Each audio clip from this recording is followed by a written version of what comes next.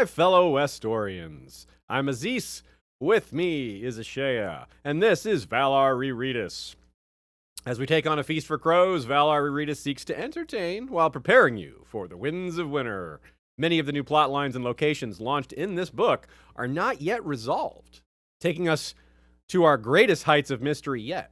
For the remainder of the Valar Rereadis journey, we'll be looking ahead as much as, if not more, than we've been looking back. But the core message remains true. The best books are those that hold up to repeated rereading. From George R. R. Martin himself. Yeah, you said it, George, and you said it, Ashea. If you're watching live, you can feel free to ask live questions. We can't possibly catch everything. The series is far too deep, even for us doing this full time. You can send questions and comments ahead of time by joining us on one of our social media outlets as well. That means Facebook, Flick, Discord, or Slack. And you can find links to those in the descriptions, whether you're watching on YouTube or listening to the edited podcast version. It should be there either way. Check out the Isle of Faces podcast, the Scraps and Scrolls edition. That's Joe Buckley's show.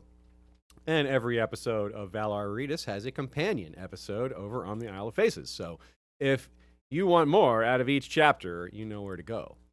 Or if you want to get thoughts in the written form, go to Good Queen Alley on Tumblr, that's with one L, and check out Nina Friel's thoughts, which are also present throughout each episode of Valar Rereadis. This week, 4 chapters, beginning with Cersei 1, The Hand is Dead, aka, wow, Cersei really is like that. Then Brienne 1, the one with Sparrows heading south for winter, aka the gang meets Hedge Knights. Samwell 1, the one with crows heading south for winter, aka Castle Black Library teaser. And finally, Arya 1, the gang meets the Titan of Braavos, aka Arya Stark, Eater of Worms. Tasty. One of the early recurring themes here is, of all things, mice. Sam meets one down in the library, Brienne meets the Mad Mouse in the very next chapter, and Arya thinks Braavos, as massive as it is, will turn her back into a mouse like she felt like she was at Harrenhal. Other than here, neither the phrase nor the animal comes back much at all, except for in Cersei's chapters. Here in her first chapter ever, in the very second line, she will think of all the courtiers arranged below her as mice, as she's sitting on the throne. But of course, this is a nightmare. Though she's above them all, when they laugh at her, it matters. Because it's all of them. If it was just a few mice laughing, well, I think you know what Cersei would do to a few mice laughing. But all of them, she can't kill them all. She will later think that Catelyn Tully was a mouse for not murdering Jon Snow, proving for the 100th time that Cersei herself is certainly not a mouse, though she worries her son Tommen is a bit of one. Tommen's cats are one of the only other times mice come up the rest of the book. Lady Whiskers will steal one caught by Sir Pounce, a scandal too big for us to delve into here. It probably would require a 3-episode series. All that drama between Lady Whiskers and Sir Pounce. Ooh. The concept of a mouse is used in many ways. Quiet and unseen and unheard, or a symbol of the defenseless, and a full reversal of that trope in the character, the Mad Mouse. In some ways, he's not a reversal at all, though. Mice are incredible at adapting, and as a species, surviving. Weather and climate or predators, you name it, mice just keep going. The Mad Mouse lost almost everything, all his wealth, when he was ransomed, but he's adapted to life on the road and is finding new prospects, doing what he has to do. Heck, the reason lab mice are a thing is partly because they're so plentiful and cheap, but also because they have a lot of genetic similarity to humans. Surprisingly, quite a lot. There's a lot of metaphors out of all that. Comparisons to humans, defenseless beings, but adaptable beings. Well, like I said, an author can do a lot with that, and George, well, he has. It doesn't stop at mice. George uses similar ideas to get similar or the same point across. For example, the humblest and most common of birds is the sparrow, and Brienne meets them on the road here in her first chapter, and they'll certainly plague Cersei, in part because of their numbers. A few birds, like a few mice, could never trouble a lion. But an army of them? That's not so simple, is it? Though about as low as one can get on the food chain, even mice are dangerous when they are starving. Also true in the real world. Numbers can overwhelm almost any obstacle, almost any authority. But in this world, the dangers are even greater. Let's jump to this line from later in the book, spoken by the waif to Arya. A mouse will attack a lion after a taste of basilisk blood. Arya saw this in action, while she herself was said mouse back in Harrenhal, though it was a dog attacking its master. Same point, though. It says so much about power and where it lies. Again, we find ourselves coming back to Varys' riddle. At the heart of that riddle, of course, is the concept of people deciding where power lies. With enough provocation, whether earned or induced, even power ceases to be consideration. The mice will fight back, if they have to. Another quote from during the Dance of the Dragons, this one's from Fire and Blood. Rhaenyra says this about the mobs gathering in King's Landing. One taste of dragon flame, and they will run. At that, the fool mushroom spoke up, saying, "Drunks they may be, but a drunken man knows not fear. Fools, aye, but a fool can kill a king. Rats, that too, but 1,000 rats can bring down a bear. I saw it happen once, down there in Flea Bottom." That's right. Survival trumps just about everything. Desperation can destroy rational thought. The common mouse who runs from blood and battle becomes the mad mouse who, in his own words, instead seeks blood and battle out. Sir Shadrick is not desperate, to be clear, but many others are or will be. Maybe he will be eventually. Starvation causes desperation akin to madness, as Cersei and so many others saw in the riots during A Clash of Kings. That, like the comet also in A Clash of Kings, was a harbinger of things to come. A Feast for Crows is laying groundwork for the book that will likely see the most death and destruction, the most upheaval of them all. I suppose A Dream of Spring could surpass that, but if you're, if I'm guessing, I'd definitely go with The Winds of Winter. I think it'll show us mass suffering, and the farther down the social ladder, or the food chain, if you will, the worse it will be. The commoners suffer most when the High Lords play their Game of Thrones, you say? Well, they pretty much suffer the most the rest of the time, too. It's just worse during the Game of Thrones. What's coming for them the rest of the way won't be pretty either. All the more reason to introduce us to these people, the ones driving that part of the story. If the commoners are going to rise up and play a larger role in the story, we need to meet them. Mice, sparrows, and of course crows too. Along with meeting them, we go inside the minds of people sympathetic to their plight like Brienne and Arya. And then there's the other end of things, where we start today. There's Cersei. Cersei won. The hand is dead. A.k.a. wow, Cersei really is like that. Yeah, getting inside her head. You never know what you're getting into when you see a POV for the first time. But when we're getting into a POV on a reread, the first time we have a chapter from that POV, we need to be on high alert. Earlier patterns throughout Valar Rereadis and from work done before Valar Rereadis indicate that this is fertile ground for full arc foreshadowing. Because, well, we saw that in A Game of Thrones. We saw that in A Clash of Kings. Anytime you see a new character introduced, that first chapter has a lot about their whole arc. Well, not always, but that's what we've seen enough times that we're on the lookout for it. And indeed, we do seem to have those elements here, even if we don't know exactly what to look for.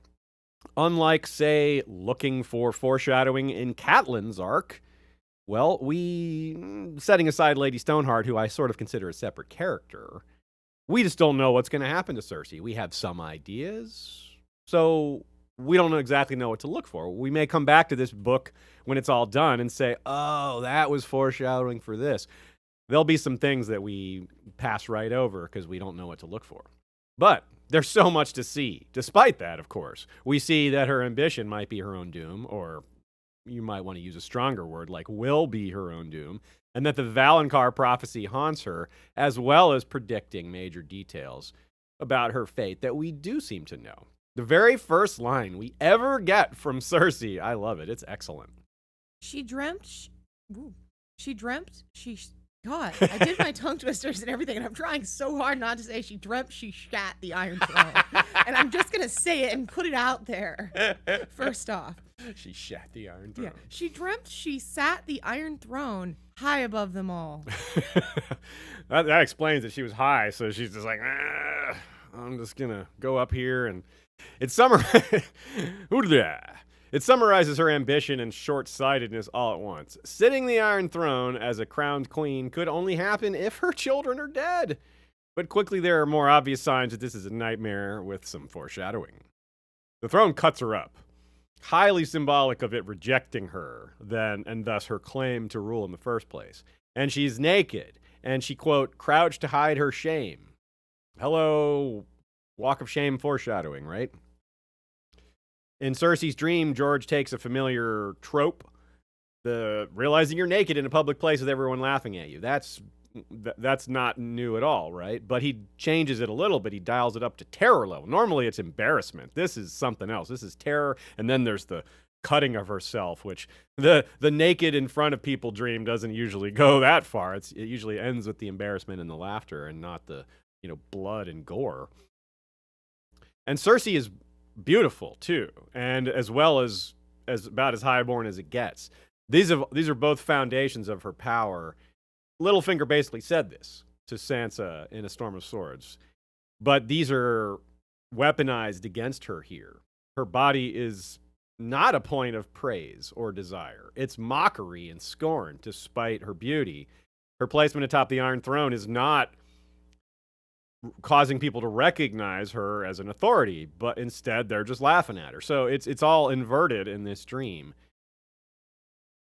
And we wonder if the horror in that dream was part inspired by Joffrey getting injured on the throne in A Clash of Kings when he declared he was king and, immediately cut himself and cried for her.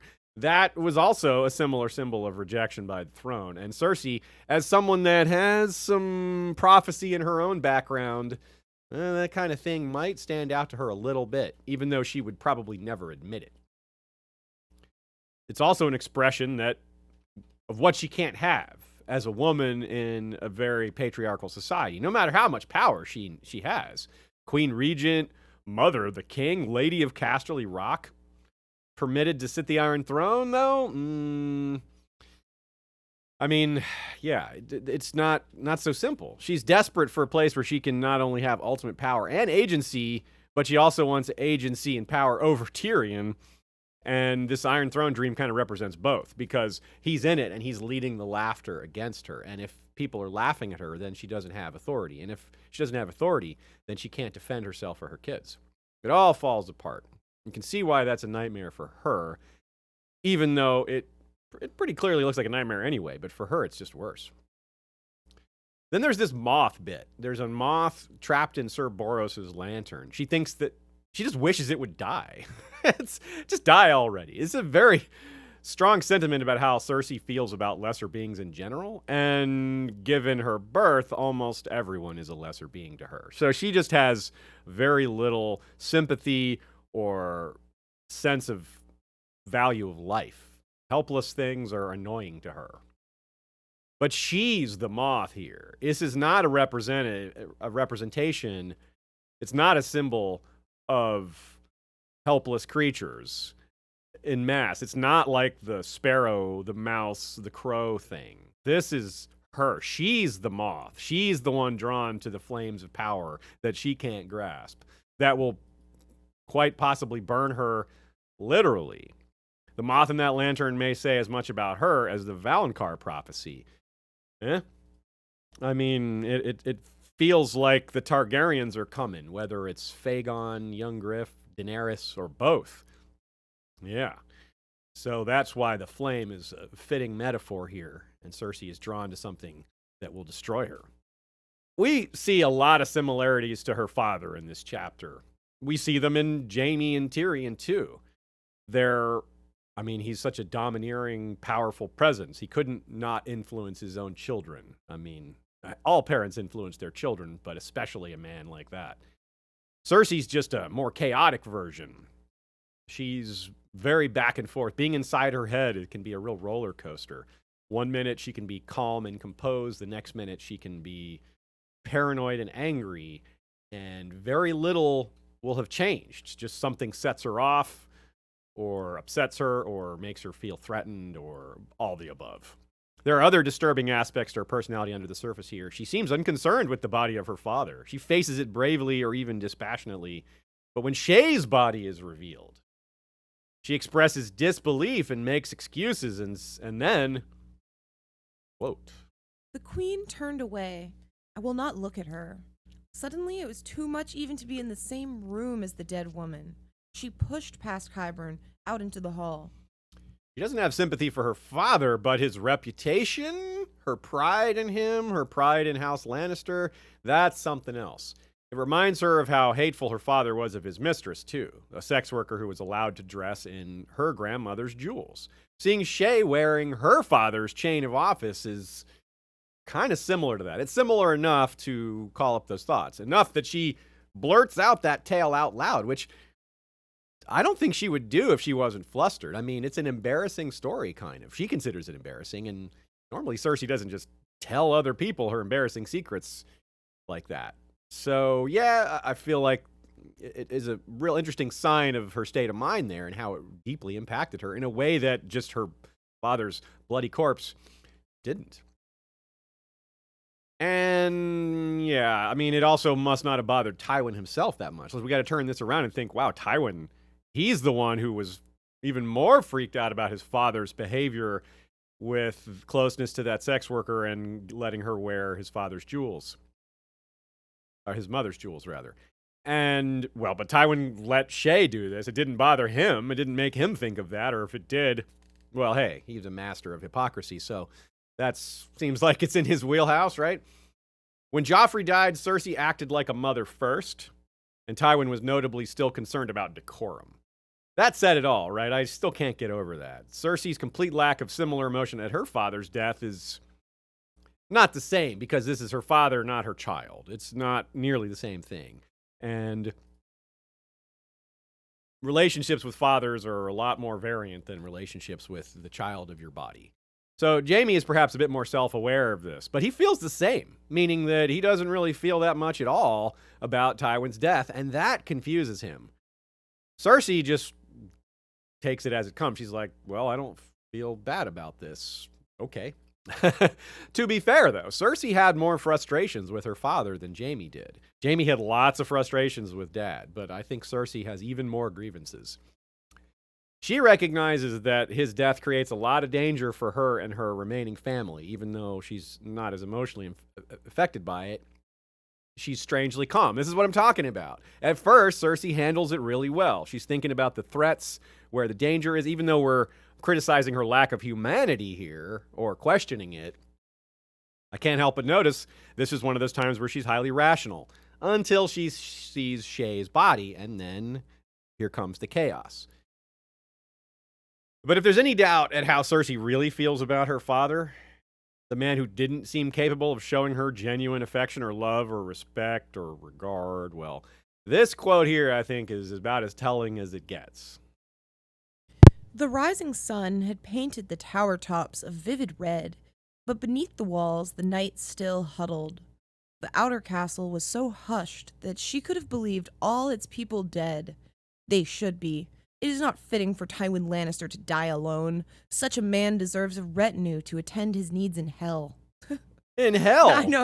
Like, right? Like, yeah, he couldn't even help laughing because it's so like, whoa. Okay, so Cersei thinks her father is in hell. That tells you all you need to know about what she thinks of the man's life in total, in summation, and where he belongs. But also notice, too, the rising sun had painted the tower tops a vivid red, but beneath the walls and the knights still huddled. Those are Targaryen colors, or Blackfire, depending on how you look at it. So some of that foreshadowing I was talking about along the lines of the moth and the flames. And like I said, sometimes it's hard to tell what's happening around her because it becomes clear that when she gets paranoid or upset, her thinking gets cloudy. But it's more than that. That's part of it. But it's also that people lie to her a lot. People deceive her constantly in her chapters. People just don't tell her the truth. And that puts more onus on us as readers to figure out what's really going on. There's more intrigue perhaps being passed right under her nose. And since she's ignorant of it, there's fewer clues to tell the reader. If Cersei is like, that's suspicious, then maybe the reader will look deeper. But a lot of the times, it just flashes right by. Cersei doesn't notice. It's only efforts of readers and posting on forums and making videos over the years that have enabled a lot of this to become more visible to a lot more people. But this is also balanced out by how blunt and direct her own thoughts are sometimes. There's less nuance in her she's very straightforward in her thinking a lot of times, right? We made similar points about Aaron Damphair, how direct he can be. Sometimes he's really confusing because he's a zealot and filtering everything he says through a religion that's not easy to understand. Even zealotry in the real world can be hard to understand. So it's hard to make sense of all that sometimes, but other times it's extremely direct. So I think Cersei and Aaron have a few things in common in that regard. A first-time reader, though, just think about the challenge there. Cersei is... And then throw in the supernatural. You just have so much going on. Not like Aaron, to be sure. The supernatural stuff is there with him, too. But it's not the Valonqar prophecy. Still, he's been worried about, a brother of his for his whole life, too. It colors everything she thinks and does. Cersei's worry about Tyrion, that is. She knows about the Valonqar prophecy. It's been with her whole life. And seeing it happen in real time, seeing it come true. I mean, from the outside, it seems paranoid that she's always worried about Tyrion. But when you delve into what she's been told in a prophecy, then it all starts to seem less paranoid and more realistic. And that's hard to figure. Where do you place that in your mind? It's difficult to have perspective on that because of the unrealistic element of the supernatural. If you're a first-time rereader, though, rather than a first-time reader, then I'd say one of the best things to focus on in Cersei's chapters as we move through here, and of course, with this being the first chapter, this is when we need to lay this all out. It's to pay attention to that Valonqar prophecy. And don't think too much about the show's version, because the show only sort of used it. They took a part of it, like a limited Valonqar, like a Valonqa. The book version is still up in the air and contains 3 parts instead of 1. So we've jumped forward a bit to bring it to you now so you can keep it in mind as you read all of Cersei's chapters. It'll really help you understand where she's coming from and her behavior and all that. Also, it's just good to keep track of because it's a fun theory to think about. Here's the first part of the quote. It is blood I need, not water. Tyrion's blood, the blood of the Valonqar. The torches spun around her. Cersei closed her eyes and saw the dwarf grinning at her. No, she thought, no, I was almost rid of you.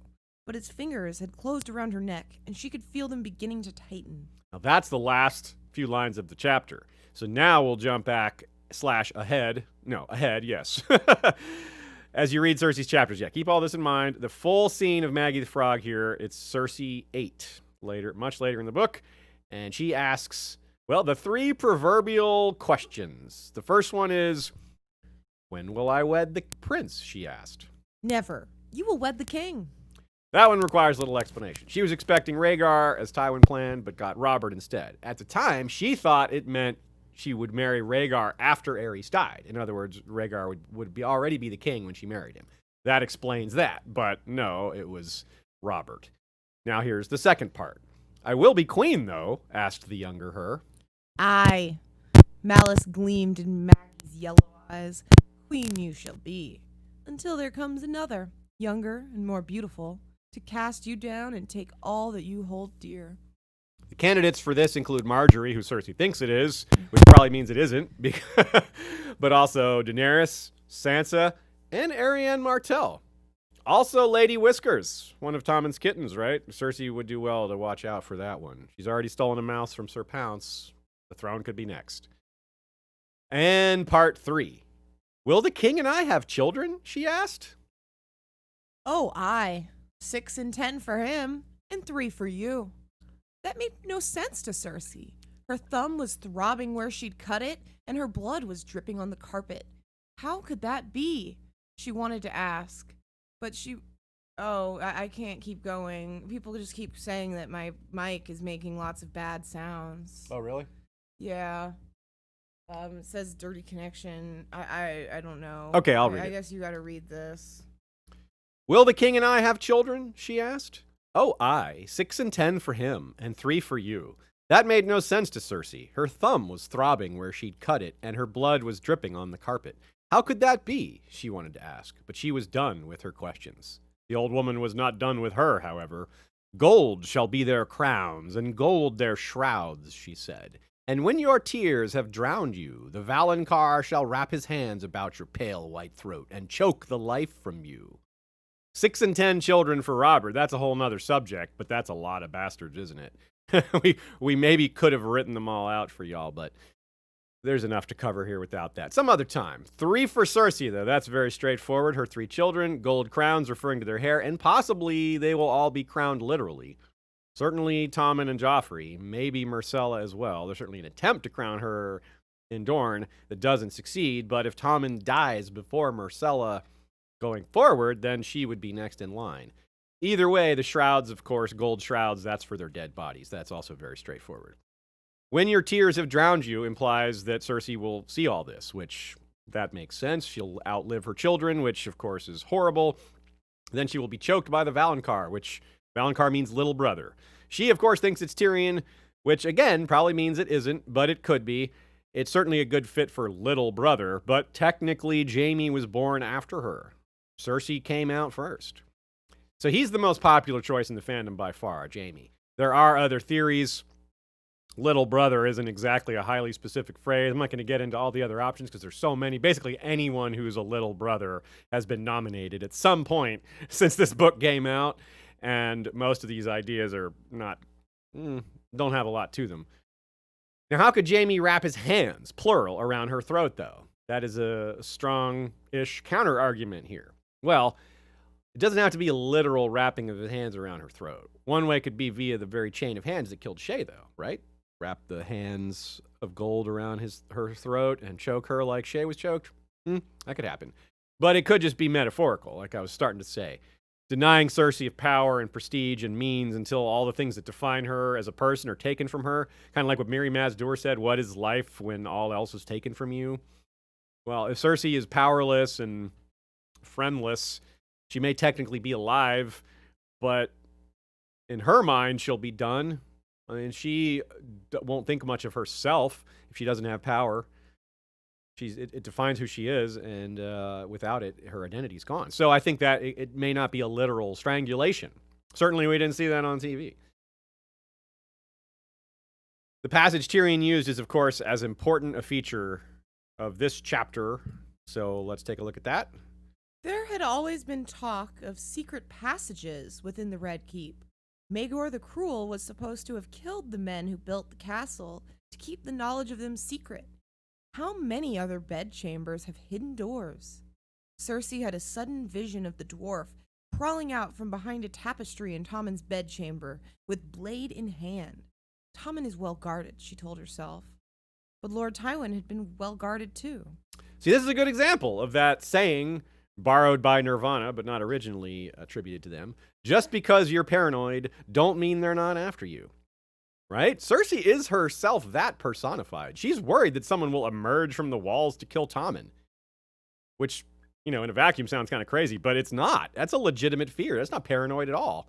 And the Valonqar, though she may not have figured out who it is, maybe, she's got the wrong idea of who it is, it still says you and your kids are going to die. That's not unclear. That's got nothing to do with Tyrion. That aspect. Being wrong about who the Valonqar is doesn't change that bottom line, which is terrifying. So I struggle with calling her paranoid, even though I do it all the time. When I really started thinking about it, I wonder if I should not be using a different word. Because paranoia involves worrying about things that aren't there, mostly. It's unreasonable fears, right? And these are, a lot of them anyway, are our legitimate fears, right? Another one she considers at the end of the chapter is Varys. A cold finger goes up her spine when she thinks about him. With him as an enemy, I mean, that's a legitimate fear. All the more reason to figure out the walls and the secret passages. Clearly, Varys is a legitimate threat. I don't have to sell anyone on that. Who wouldn't be concerned if that guy was coming for you? If that guy said, I'm your enemy now, I'd be like, oh, Varys is my enemy? Uh-oh. So this is just more perhaps appropriate to say that Cersei has the mind of a person who is constantly in fear. the brain treats real and imagined fear somewhat similarly in terms of how it manifests. Some schools of thought say that the more a person experiences an emotion, the more accustomed to it they are. After all, chemical reactions in our brain correspond to specific emotions. So fear is a powerful drug, y'all. But so is power. That's the other main drug Cersei's hooked on, and wine. She's got a nice little cocktail for her. She's hooked on power, she's hooked on fear, and she's hooked on wine, and maybe a few other things too. So as much, and these things are at odds with each other. That's why her thoughts can be so chaotic, because, well, this fear, roughly speaking, is overpowering. But so is her ambition. And she doesn't just want power. She does. It's just more than that. She thinks she deserves it. And, well, here's a quote. No one would ever disregard her again. Even when Tommen had no further need of a regent, the Lady of Casterly Rock would remain a power in the land. But from the second her father is killed, the pushing aside begins. There is something to this. When she's the last one to hear about her father's death, the last one who matters that's, present in the immediate area. It speaks to the same lack of power that she really has, that she's fighting for. She should have been the first to know, or one of the first to know. Cersei isn't just, not just for human reasons. I mean, she's the daughter. But for power. Tyrion's condemned. Jaime's in the Kingsguard. She is Tywin's heir, period. That's not like a thing that needs to be debated. That's a straightforward legal automatic, right? So having the heir to Casterly Rock find out the way she did, that's a little bit of a problem. She's got a legitimate grievance there. And it's not just that she's last to know, it's that the regard shown to her, no one brought that to her. And it's hard to say that it's because they don't like her, because people bring things to her all the time in other situations. This seems a bit gendered. Even Jaime emphasizes this. He brings it up when she and her brother fight in the, at Tywin's front of Tywin's body, and Kevin's like, take your fight outside. Jaime apologizes on Cersei's behalf by saying she forgot herself, even though Jaime was the first one to get loud. So you can see that undertone there, that it's kind of like calling her hysterical when, A, she has a reason to be upset, B, Jaime's being a little hypocritical about it, because it takes two to fight, and he wasn't de-escalating even a little. So George mixes in legitimate examples of very poor decisions driven by her constant fear and legitimate grievances that are driven by her bad personality and her gender and just her disregard for life and other people. I mean, that's part of her bad personality, I guess, but that specifically is a big one. A good example comes with the killing of the guards found asleep. Perfect example of her anger making her decision-making process pretty bad. She's so mad that she orders them to be killed, even though it's pretty clear that they were drugged. I think even a first-time reader might suss that out. It's like, the guards were asleep even now? Yeah, that sounds like they were drugged. Yeah, they were drugged. And even if you want them dead, why so quick? Ask them some questions first. You can kill them 10 minutes later if you want. There is no reason to rush into that. Jaime has this exact thought process in his chapter. He's like, why? What rashness was that? He's just baffled at how thoughtless that was. Partly because he knows she's capable of, not making bad decisions like that. It's the inconsistency that gets some people, I think. Even him, who's used to it. And of course, it was at least equally Jaime's fault. Like I said, if not more, the fight at the funeral. And there's another angle to that, too. It's not just the gendered aspect to it and Jaime kind of being a hypocrite about it. He doesn't even have to, the gendered part doesn't even have to be included for Cersei to have been, or for Jaime to being a hypocrite here. But it's also just a bad idea on both of their parts. Remember how many times in different books or real world examples where it's a thing that you're not supposed to disagree in public when you're an ally, when you have enemies, because it shows weakness. It's a cardinal rule of power playing optics that you don't argue in in front of your allies, especially at a time of weakness, right after this powerful man dies, and they're fighting. That doesn't look good. There's no united front there. They're supposed to project power, and they're projecting acrimony. They're fighting. Cersei and Jaime are fighting. That's a big deal. We know they fight all the time, but consider the public eye. Most people out there see Jaime and Cersei as like this unified pair. Too unified, right? The incest rumors probably have more people thinking those two are never going to split apart. They're basically one person. So having them fight in public, that's a big deal because it's Jaime and Cersei. It's not just the top Lannisters. It's a previously, united pair. Don't sleep on how important that is. A couple great thoughts from Joe here. He points out it's a fascinating view to see a woman ascending to power, the power, essentially. We had Ned and Tyrion trying to control King's Landing. Now we get Cersei. And there's great writing here, how this imbalance is projected onto her and how she has more to deal with. Even if she's less equipped in some ways, she's also facing challenges that our prior people in this position, our previous King's Landing POVs who were near the top of power, they didn't have to face these things. They had other challenges, to be fair, but nothing like this. Joe mentions that there's kind of like a gap from Catelyn's death, and Cersei is sort of filling it in terms of they've had a lot in common in terms of matriarchs on opposing sides, willing to do whatever it takes to protect their children, mothers to kings. And now Cersei's kind of outside that role, aiming for power for herself. She almost uses Tommen in a sense, but less than other people would use him probably by a lot. It's also just a really great arc to discuss, A Song of Ice and, in terms of all of A Song of Ice and Fire POVs. It's such a big change in King's Landing. Everything is so different, and not just the place itself and the politics, but just Cersei's POV is just so different than Tyrion or Ned. But we have an entirely new small council. So many of them are newbies to the small council. You got unusual characters. Some of this hasn't quite happened yet, but like Qyburn being on there. You're going to eventually have sand snakes on the small council. I mean, we still haven't even seen that even by the end of Dance with Dragons, but we know it's coming. So lots of change. And with that change, stability is not being found. The crown is getting weaker and weaker, and a lot of that's because of Cersei. Cersei's biggest role in this book, according to Joe, or at least one of them, is she is what Tywin Lannister left the world. She is the product of his approach to life. This is the rotting lion, the one who doesn't understand the world and can bring about any sort of positive change. This is Tywin's legacy against the brilliance we've already seen and will see against Ned's. This is what evil gets you. Cersei is a golden crow. Good term, Joe.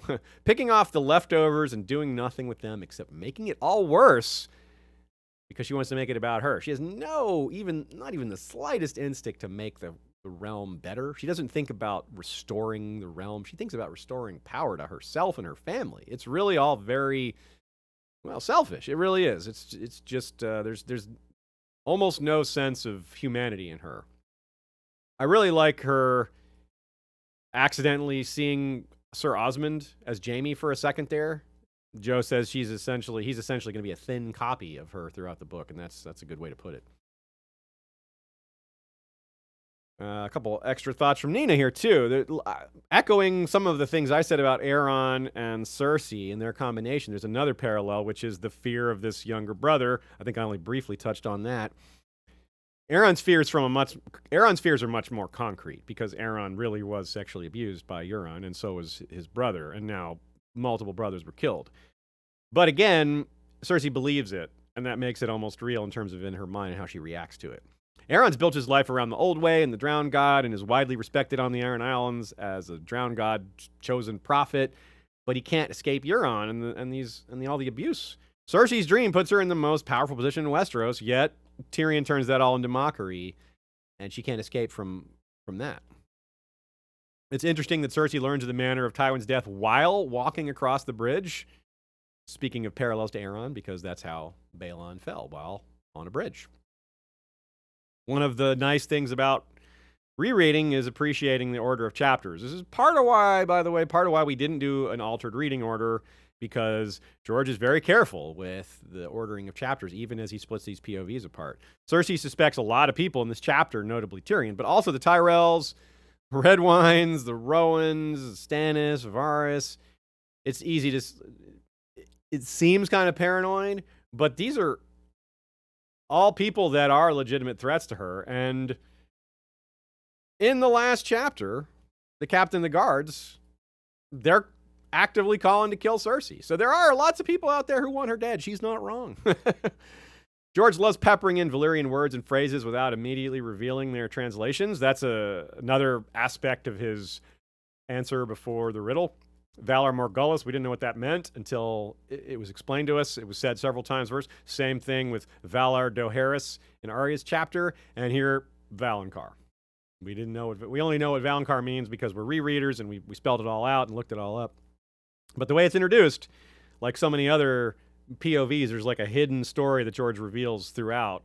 But it pays for us to spell that out first, to look for those clues during, rather than acting like we're reading it for the first time. Cersei provides more detail as to Shae's last days, which are a little disturbing. Just like Tyrion said, he warned her, or, he didn't really warn her. Just in his mind, he was thinking, they're not going to give you what you want. They're going to withhold this reward. Whatever they promised you, they're going to screw you over. Sure enough, that's what happened. That is probably, or likely, why Shae was dealing with Tywin, or at least it could explain partially why that, because Cersei was withholding promised rewards, and maybe she thought she could get it from him instead. A little bit of wordplay. Kevin tells Cersei and Jaime to take your quarrel outside. Quarrel? Get it? Quarrel inside is how Tywin was killed. And of course, Kevin himself will also die from a quarrel. Nice one. And a few questions from you all. Noga Frankel says, killing the guards is so super stupid that unless it was in her POV, I would be sure that she's hiding something. Good point. Yeah, if that was from outside her POV, it would definitely incriminate her. That's a great point. Yeah, I would totally think that too. It would look so blatantly like removing evidence. There would be so many theories out there because of just that, I think. That's a good point. Someone else in Facebook, I forget who it was. Actually, maybe it was Noga who asked about this, that does anyone think Cersei did it because of things like that? Like, if someone's looking at the evidence from the outside, they might see, well, she had the guards killed? Well, that's suspicious. Maybe Cersei killed Tywin. But apparently that... I mean, who benefits? She becomes the regent. Yeah. She becomes the Lady of Casterly Rock. There is an argument for it. It's a good point. But I suppose there's just... No one suspects her of that because it's just so clearly Tyrion, and they hate each other so much, and etc. Here's a little piece of trivia for you. The show's shortened version of the Maggie the Frog scene was the actual very first scene of season 5. And the actress who played Maggie the Frog is Jodie May. She plays the character Queen Calanthe in Netflix's adaptation of The Witcher novels. Queen Calanthe's nickname in the Witcher series is the Lioness of Cintra, and she has a lot of other things in common with Cersei. But here's the kicker. In the Witcher novels, she first appears with a lot of these details in 1991. So she couldn't have been inspired by Cersei. And if you're wondering if George borrowed from The Witcher, not likely, because The Witcher was written in Polish and not translated till like the 2000s. Late 2000s, if I'm remembering correctly. So it's really unlikely George read it until it was translated. So neither of them could have borrowed from the other. So that's, interesting. But even more eerie is that when I point out Queen Calanthe's story also involved prophecies about her child and grandchild, and that both of those, that child and grandchild, have blonde hair and green eyes. She herself does not, but still, that's a lot of coincidences, man. George sneaks in real quick. Oh, sure. Worth mentioning, just to anyone who somehow doesn't know, Aziz has started a Witcher podcast, started the podcast of Surprise. So yeah, that's right. We're having only 3 episodes in, but we're having lots of fun with it. I'm a big fan of The Witcher. It'll never overtake A Song of Ice and Fire, of course, but it's fun. You can be in multiple fandoms, right? I'm allowed to read other series, right? George sneaks in a food joke by giving the guard Lester the nickname Red Lester, which is a type of cheese. Twice in this chapter, Cersei mentions just tearing the Tower of the Hand down, and well, she doesn't take long on that one. It happens 2 chapters from now. 2 Cersei chapters from now.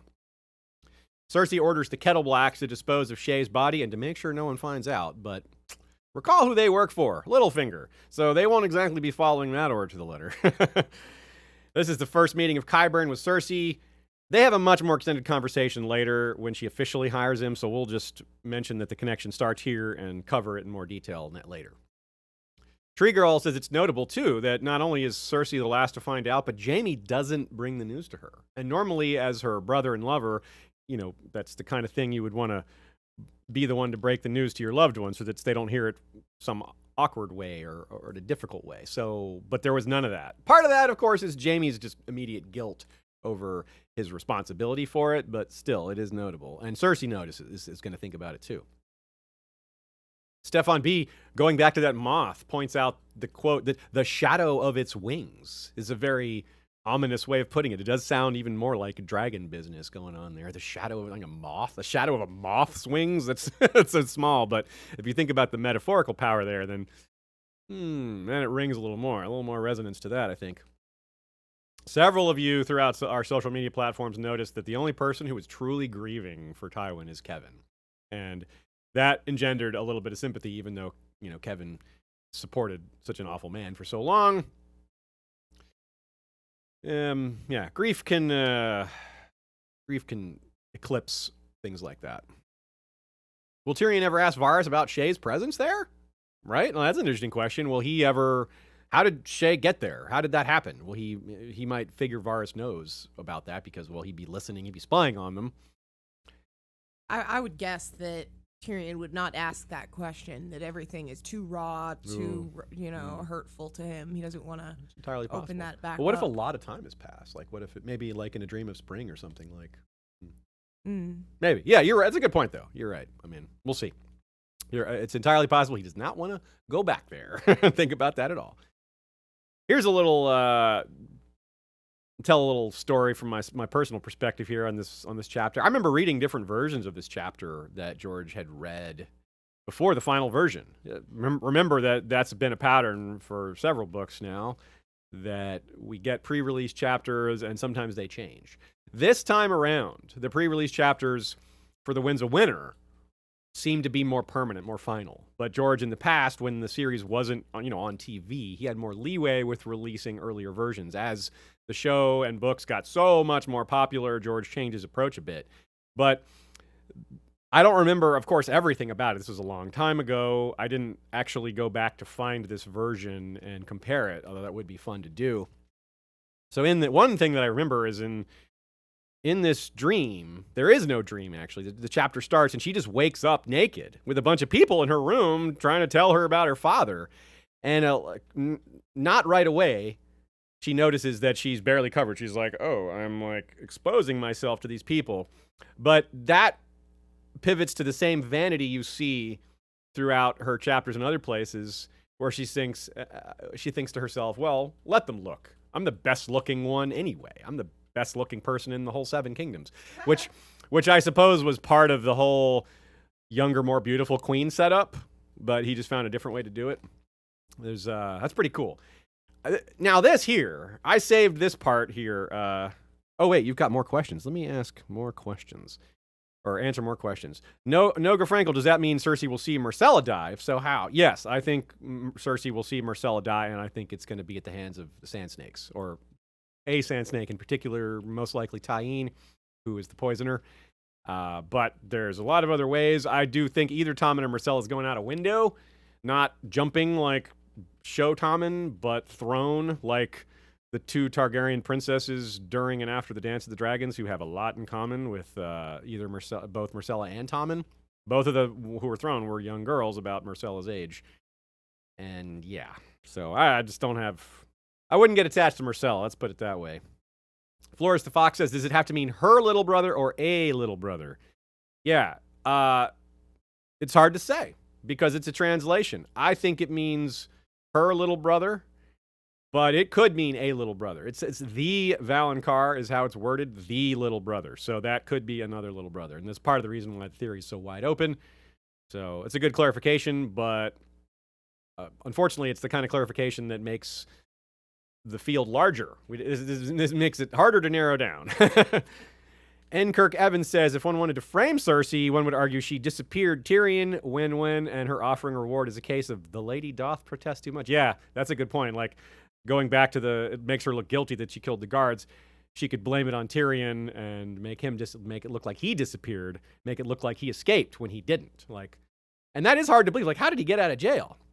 Well, it would make sense if Cersei framed him, right? But why would she do that if he was about to be executed the next day anyway? Anyway, I see where y'all are coming from. It's a neat little aspect to this. Now, here's my last fact. This is the kind of thing I would usually say at the start of a chapter discussion, but I thought it would be more impactful if I saved it for the end. There's a lot in that chapter, right? There's a lot to set up, a lot to talk about. Well, that's the shortest chapter of the book. And we've spent about 52 minutes on it. Yeah.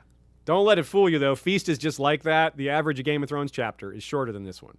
Let me say that again. The average chapter in Book 1 is shorter than the shortest chapter in A Feast for Crows. This book is paced way differently. We talked about that before. I don't need to get back into the pacing. Let's just say I like the difference. I wouldn't necessarily like it if all the books were like this, but I like that there's a variety in the pacing of the books. I like that. Okay, Brienne 1. The one with Sparrows heading south for winter, a.k.a. the gang meets Hedge Knights. It's a notable difference from Cersei's chapter just before it and the Sam chapter that comes next, in that those two are both absolutely stuffed with a variety of different plot elements. It fits so nicely that Brienne's story, focused on her near-hopeless quest, is given space to do other things because she's so unlikely to succeed in the main part of the quest. And, well, quote, I am looking for a maid of 3 and 10, she told the gray-haired goodwife beside the village well. A lot of characters have their repeated mantras, and that's kind of Brienne's.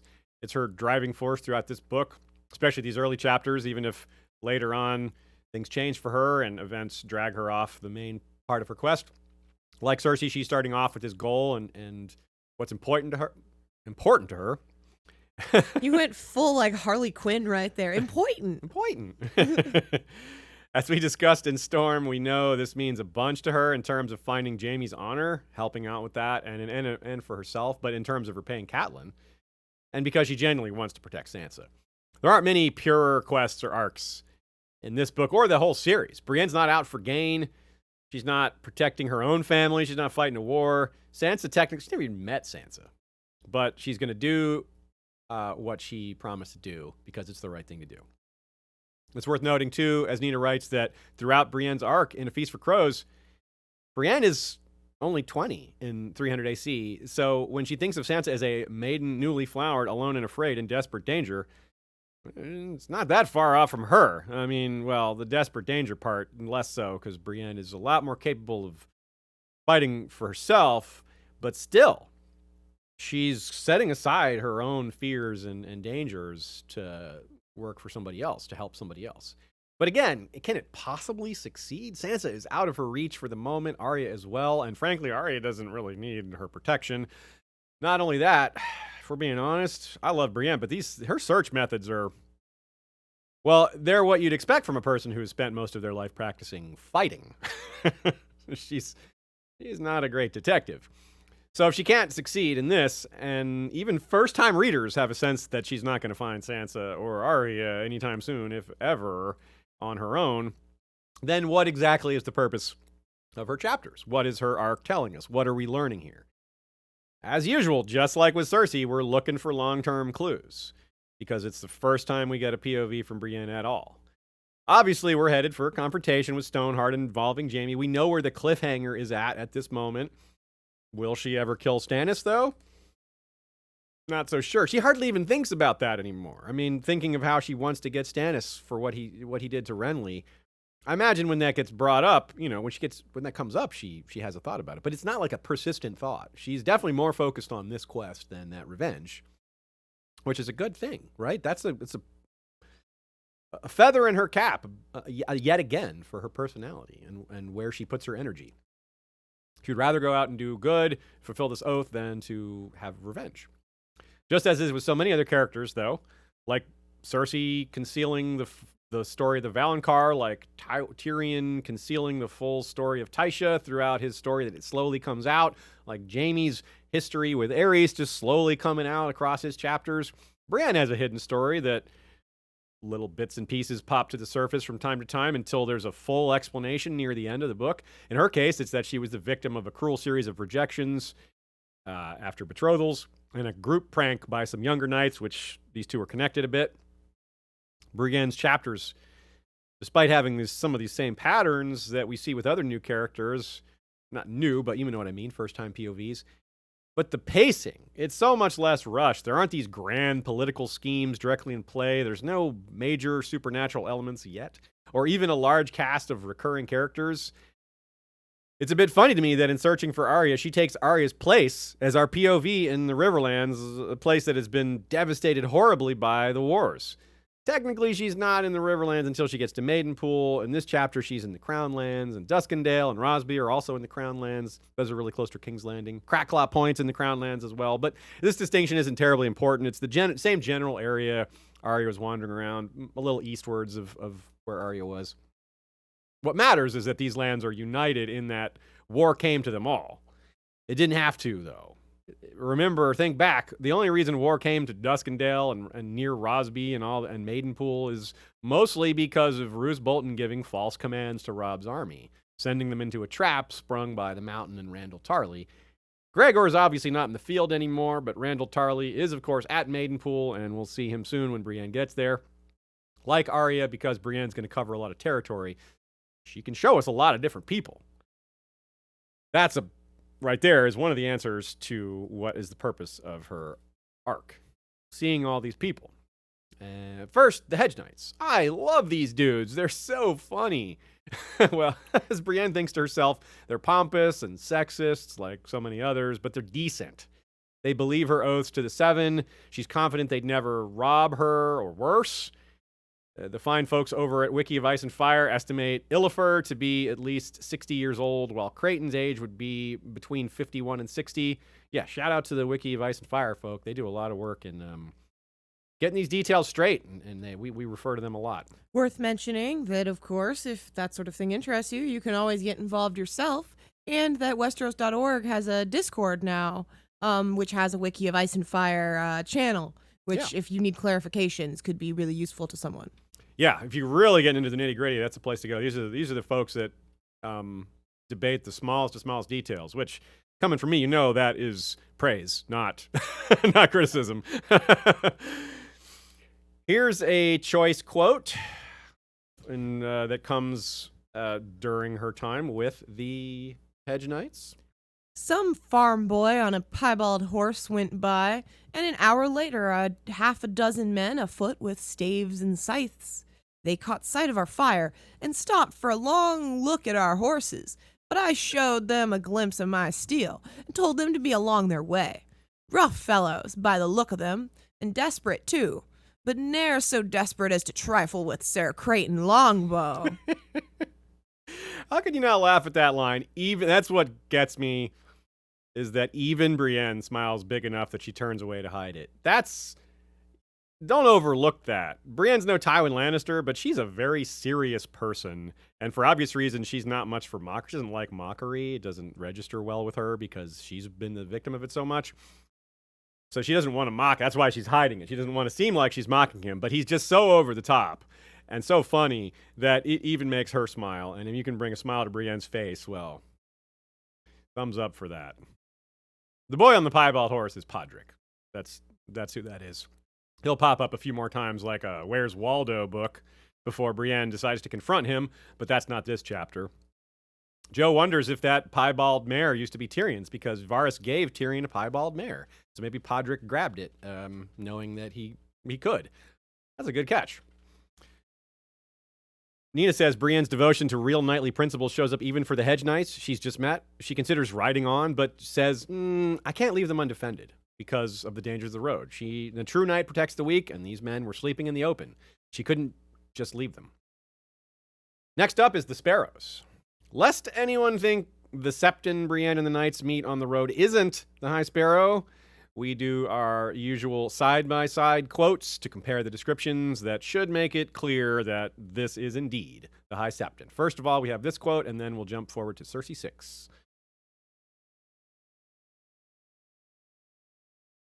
This one? Yeah. Okay. The Septon had a lean, sharp face and a short beard, grizzled gray and brown. His thin hair was pulled back and knotted behind his head, and his feet were bare and black, gnarled and hard as tree roots. And Cersei 6. The man's beard was gray and brown and closely trimmed, his hair tied up in a hard knot behind his head. Check. Though his robes were clean, they were frayed and patched as well. He had rolled his sleeves up to his elbows as he scrubbed, but below the knees, the cloth was soaked and sodden. His face was sharply pointed, with deep-set eyes as brown as mud. His feet are bare, she saw with dismay. They were hideous as well, hard and horny things, thick with callus. Horny things, or his feet. It's the same. I've never heard of feet being called horny like before. It's the same as the Hornfoot men, though. It must be some old term that... Anyway, that's a side point. You're talking about the feet, Aziz? What's going on here? That's not important. So, clearly that's the same guy. The description is very, very close. It's clever of George to have the first holy man they meet refer to the party as, quote, poor fellows. The poor fellows as one half of the faith militant, the other half being the warriors' sons, had not been explained in the main novels through used to, though we did get them a little bit referred to in The Sworn Sword in 2003, but that's the second, Hedge Knight novel. So the reader probably doesn't know about most of this. So it may have just been taken literally, like, oh, poor fellows, because they describe themselves that way. Like, yes, we're the poorest of commonest of birds, etc. So they don't, it's not necessarily going to ring that bell of, oh, this is that farmer militant name that was banned in the time of Maegor the Cruel, and it took all the way through the time of Jaehaerys to fully put them down. So that's a big deal, and Cersei's later on is going to, empower them again and allow them to rearm themselves, and that's going to, well, we don't know how big a deal that's going to be, but you saw how big a deal it was on TV if you saw that. So I'm not saying it's going to go the same way, but there's going to be some similar things to it, which is they're going to be powerful. The Sparrows are going to be a big deal, and they'll be a big deal for Cersei in particular, as well as other people. So it's fitting that Cersei's eventual downfall, probably politically and physically, is first discovered by the woman who is part of her downfall in love as well, assuming that's what happens with Jaime and Brienne.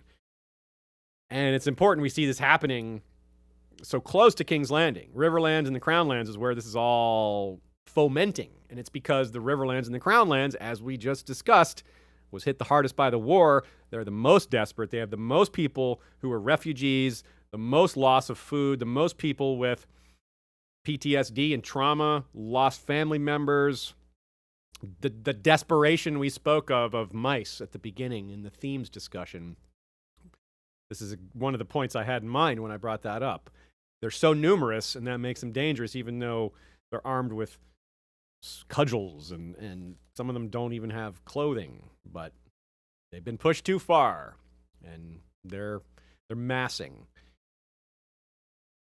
It also is going to link in with that later. Brienne's going to hear the broken man speech, and it's going to make her understand these people more and realize what's happening. It's really going to open her eyes to a lot of things. From the beginning, Brienne's started off as fairly naive and sheltered as far as the truth of a lot of the world, even as she's unnaive about a lot of things that other people are naive about, like how the real character of knights and things like that. That doesn't make her worldly, though, that she knows knights better than other people. Next up, in terms of random encounters, the merchant Highbald and Sir Shadrick of Shady Glen. Now, we don't know where Shady Glen is, but since he fought for Stannis, could be the Stormlands or a place like Dragonstone or Driftmark or Massey's Hook, but we don't know. I'm just throwing names out there that followed Stannis. But he's a hedge knight too, so he didn't have to necessarily bend the knee to Joffrey after the battle. He's not on their radar really. Nor did he have to follow Stannis north, I suppose, if he really was one of Stannis' men. So this is a very interesting little connection, though, because Sir Shadrick and Brienne have a lot in common. The Mad Mouse is very small. She's very large. So Brienne sizes him up, pun intended.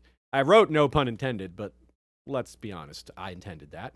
And she realizes he's a good fighter. She's excluded from knighthood because of her gender, and her size and appearance pushed her off the path of lady wife that most women are forced onto. So she doesn't fit, as we well know, in high society, the way in the nice, neat little buckets that are often made for them. So she recognizes in Sir Shadrick that a man who has had to earn it.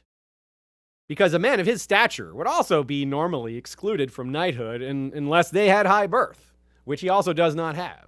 So the fact that he has neither implies that he's earned it, that he doesn't have obvious natural physical gifts. Over and over, we see knights being big guys, broad-shouldered, taller, on the larger side. So deduction implies that he's quick, cunning, blessed with great stamina. I don't know specifically, but some of the above, maybe other things.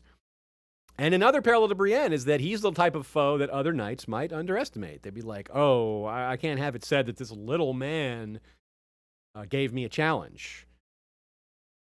So he insults her a bit, but he seems to have sized her up correctly as well. He may not be trustworthy. Maybe he is. I'm not saying one way or the other.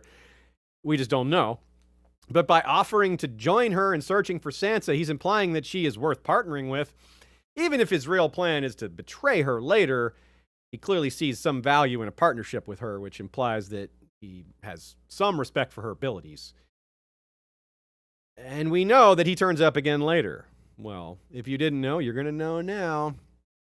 He pops up in the Winds of Winter chapter for Elaine. He even dances with Elaine Stone. So odds that he knows who she is are very high.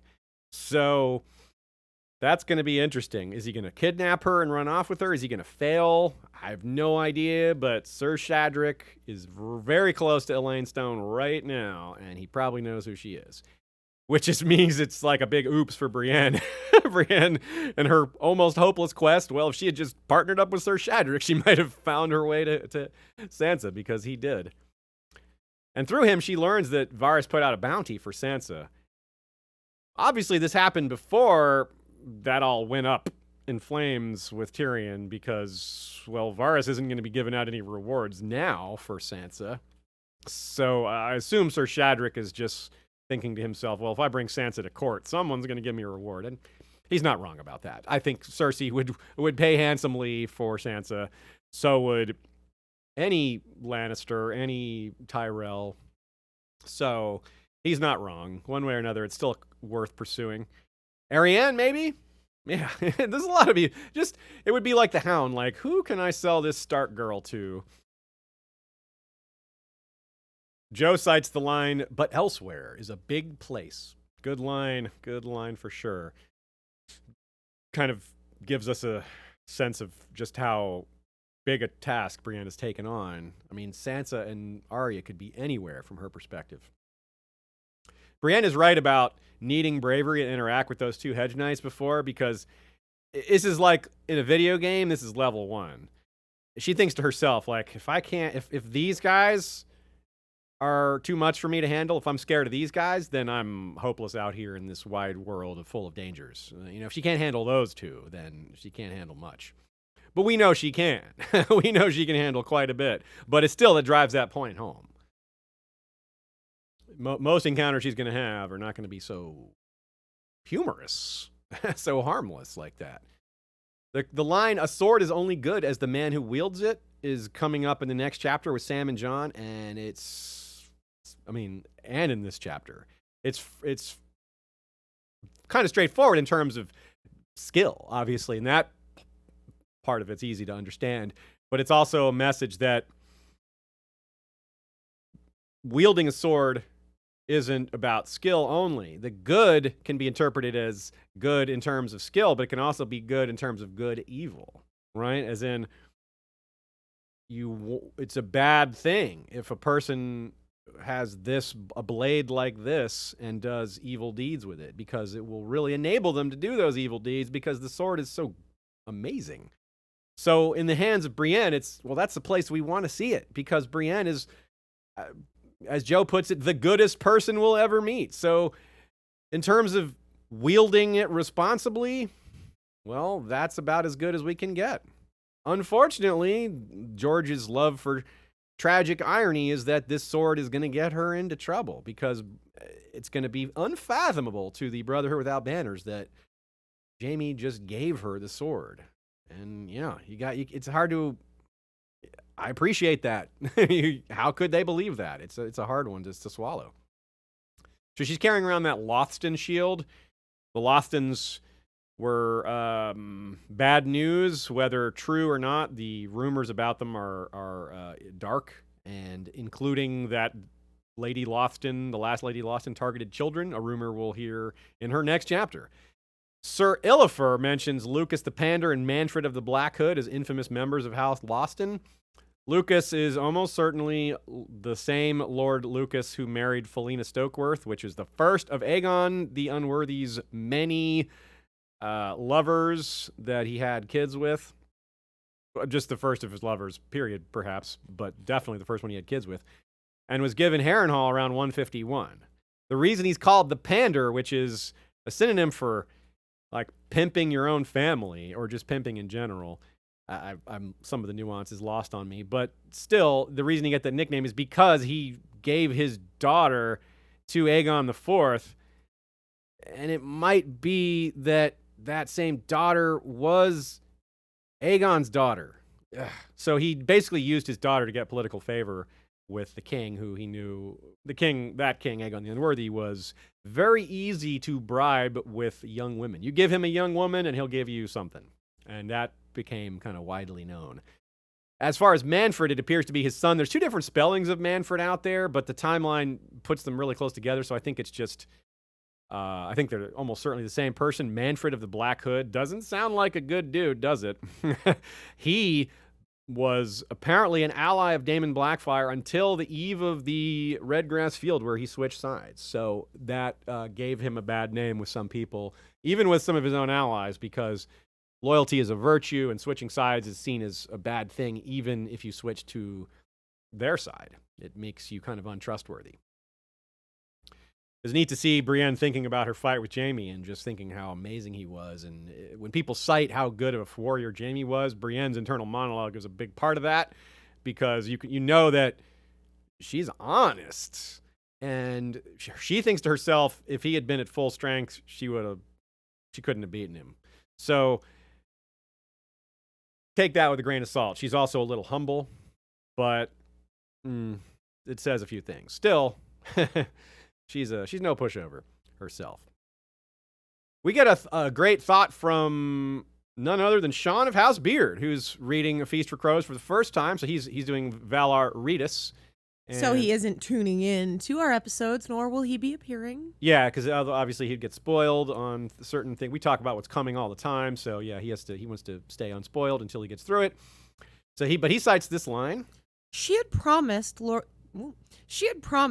Catelyn that she would bring back her daughters, and no promise was as solemn as one sworn to the dead.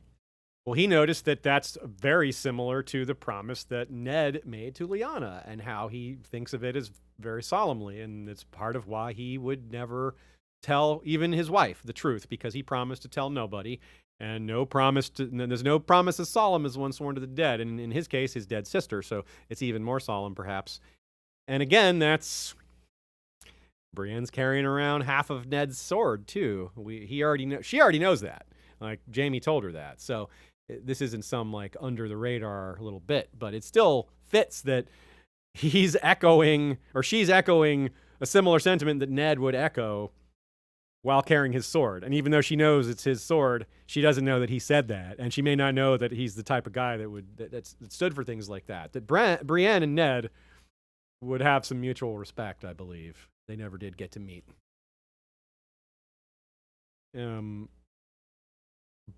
Brienne used Renly's sword to fight off Eamon Kai because she was helping arm him, and it was the closest sword she could find when they came to attack her after blaming her for Renly's death. So she is keeping Oathkeeper hidden because she doesn't want to get stolen, but the sword she's walking around with is probably Renly's sword, that same sword that she was unable to defend Renly with. So it's kind of symbolic for her as well, trying to do right this time. Joe Buckley points out that Catelyn is now both dead and alive. So this oath, this solemn oath to the dead, is also still an oath to the living, or the oath to the undead. I don't exactly know how that works. So that's a legal conundrum, isn't it? Notably, Brienne never refers to Jaime as Kingslayer in this book or this chapter, let alone. It's always Jaime from now on, or Sir Jaime in her mind. So that's a big. We pointed out already how her shift was taking place at the end of A Storm of Swords, but now we see it in her own POV that it's clear she's not just being polite to him. This is how her thinking has changed. She even corrects one of the men at the inn, calls him Kingslayer, and she's like, Sir Jaime. Well, she doesn't, say, no, don't call him that, but she quickly says his name the proper way. Brienne thinks about how she learned tales of valor, Galladon of Morn, Florian the Fool, Aemon the Dragon Knight, other heroes like that, parallel to Sansa and Bran, right? Sansa's constantly thinking about those kind of heroes, and those specific heroes, except for Galladon of Morn, who's more of a local Tarth legend than one who's famous all around the realm. Not just Tarth, but Crown lands in that area. Certainly people in the north not as familiar with him. Still, he's a similar figure. And Bran also, as we talked about in our Serwyn of the Mirror Shield episode, and of course elsewhere, that he was so fascinated by the Kingsguard and these same stories, similar stuff, chivalry, and the same kind of motivation. Tito Gomez, super chat. Haven't had a chance to watch live in a while, but I've been looking forward to Valar Refeastus the most. Not my favorite, but the ripest for rereading. Well said. Yeah, it's true. Even if Feast isn't your favorite, it's a book with less certainty, more mystery. So it bears more digging. Ainsley M. Mecklejohn, thank you for the pair with coffee sticker gif. Appreciate that. Excuse me, Aziz. You did it again. I always do that, don't I? Yeah, you do. I'm sorry. Okay, thank you. Can't pronounce that word properly. Karl Karsnark, the King's Templar, the wealthiest and most brutal religious organization in the Middle Ages, were also called the Poor Fellow Soldiers of Christ. Oh, that's cool. So, to be clear, a commenter named Karl Karsnark points out that this is the case with the Knights Templar. The Poor Fellow Soldiers of Christ. That's cool. Yeah. Yeah, so his point being they call themselves poor, but weren't. But, of course, these poor fellows really are, but that wasn't Carl's point. But remember that what people call themselves is not what they are. Rod Dammit says, so is the High Septon Howland Reed, the mud descriptor small and slight, and the hard-knotted hair all seem like Northern or Reed qualities? I do not think so. There's a lot of counter-evidence to him being Howland Reed. The age doesn't really work. There's just the fact that he's such a devout worshiper of the Seven is a bit hard for that to be an act. I agree the mud thing does sound like it could be a reed, a nod to the reeds, because they breathe mud, supposedly. They don't really, but that's what people say about them. But yeah, there's a lot that just doesn't work there. I wasn't prepared to deal out all the counter evidence to that theory, but I have looked into it. It's not recent that I've looked into it, and I don't think it works that well. I can't completely close the door on it, but yeah, I don't think so. Jaded Redhead says, weird, both Jaime and Brienne chapters, they note the crows don't distinguish between kings and lowborn. They eat them all. That's right, a feast for crows. They don't distinguish between corpses. It's not like the good dishes and the choice dishes like at the Red Wedding. It's just all meat. That's right. Well said. Lee Feza says, from Flick says, Arya's chapters are kind of like pit stops because she's on the run, where Brienne is taking her time interacting with people on the road, not hiding. That's a big difference. Arya is kind of trying to stay concealed. She's in fear of being caught, but Brienne can be out in the open. She's got that document that gives her permission to be out there, so it's a different situation for her. And that shows up in the POV style, and it's good to point to that. More foreshadowing for Brienne eventually becoming a knight, which is Archmaester Rennie points out that both Sir Creighton and Sir Illifer say something along the lines of, I took her for a knight as well. Foreshadowing, and there's also some hero foreshadowing about her saying, oh, I'm not as good as Sir Galladon of Morn or Aemon the Dragon Knight or Florian the Fool. Aren't you, though, Brienne? Aren't you? Well, I guess we'll see. But I think this fandom has a lot of optimism for you joining those ranks in our hearts. Maybe not in the history books in world, but we'll see. Stephanie the Peerless says, so many notes of the Hedge Knight here. Yeah, because Brienne is almost certainly a descendant of Duncan the Tall. And in the Hedge Knight, the first story, including Duncan the Tall, which is from his point of view, one of the first things that happens is he arrives in this town and a stable boy comes out to come talk to him, which is exactly what happens with Brienne when she arrives at this inn. Of course, in the Hedge Knight, that stable boy turns out to be Egg. This stable boy is nobody that we know of, but still, it is a nod to that scene. Stefan B points out the continuing belief that Tyrion's reputation is exaggerated. One person calls him the cruelest of the Lannisters. Now, he's not the cruelest of the Lannisters. Even I have not held back on criticism of Tyrion. So, but Cersei and Tywin, way crueler than Tyrion. Not close. I mean, Tyrion, I don't think Tyrion's ever ordered someone to be straight up tortured, has he? Still, and Tywin's done this many times, even if I'm forgetting about a time Tyrion did that. There are many times that Cersei and Tywin have, and not to mention other things. So I would also say, well, maybe some of Tywin's actions are rooted in anger and he just keeps it, tampered down, but it does seem like that his bad behavior is not so it's not so just calculated. Oh yeah, I agree. There is more like he seems like everything is calculating, but a lot of it is more he just is able to make himself seem that way. Yeah. His composure. But yeah, he's able to hide a lot of his vindictiveness behind that. So yeah, well said. And from Charlie 1-1, Jaime's hand eaten by a direwolf rumor. You get another just fanciful rumor blaming Northerners for painting them as beasts and wild men and things like that. We saw that all throughout Robb's campaign of wolves doing this and direwolves eating people and all this crazy stuff that we know is just completely divorced from reality. This is a smaller version of that, but the rumors are persistent. We know Jaime's hand was definitely not eaten by a direwolf. Super chat from John Webster Film. Thank you to Aziz and Ashea for being as wonderful as you are and for all your support to others in the community. Love you guys. Well, thank you, John. John had Ashea on for a discussion of the Dark Crystal fairly recently, so double shout out for you, John. Thanks for the super chat and thanks for hosting Ashea for that discussion. And check out John Webster Film. It's a new YouTube channel where, well, they discuss different films, and Dark Crystal was just one of many that he's got in the queue. So check them out. And we're ready to move on. Samwell 1, the one with crows heading south for winter, aka Castle Black Library teaser. Sam is still channeling Ned Stark after the Tower of Joy, taking a child that isn't his to the other end of Westeros, accompanied by a wet nurse pretending to be that child's mother.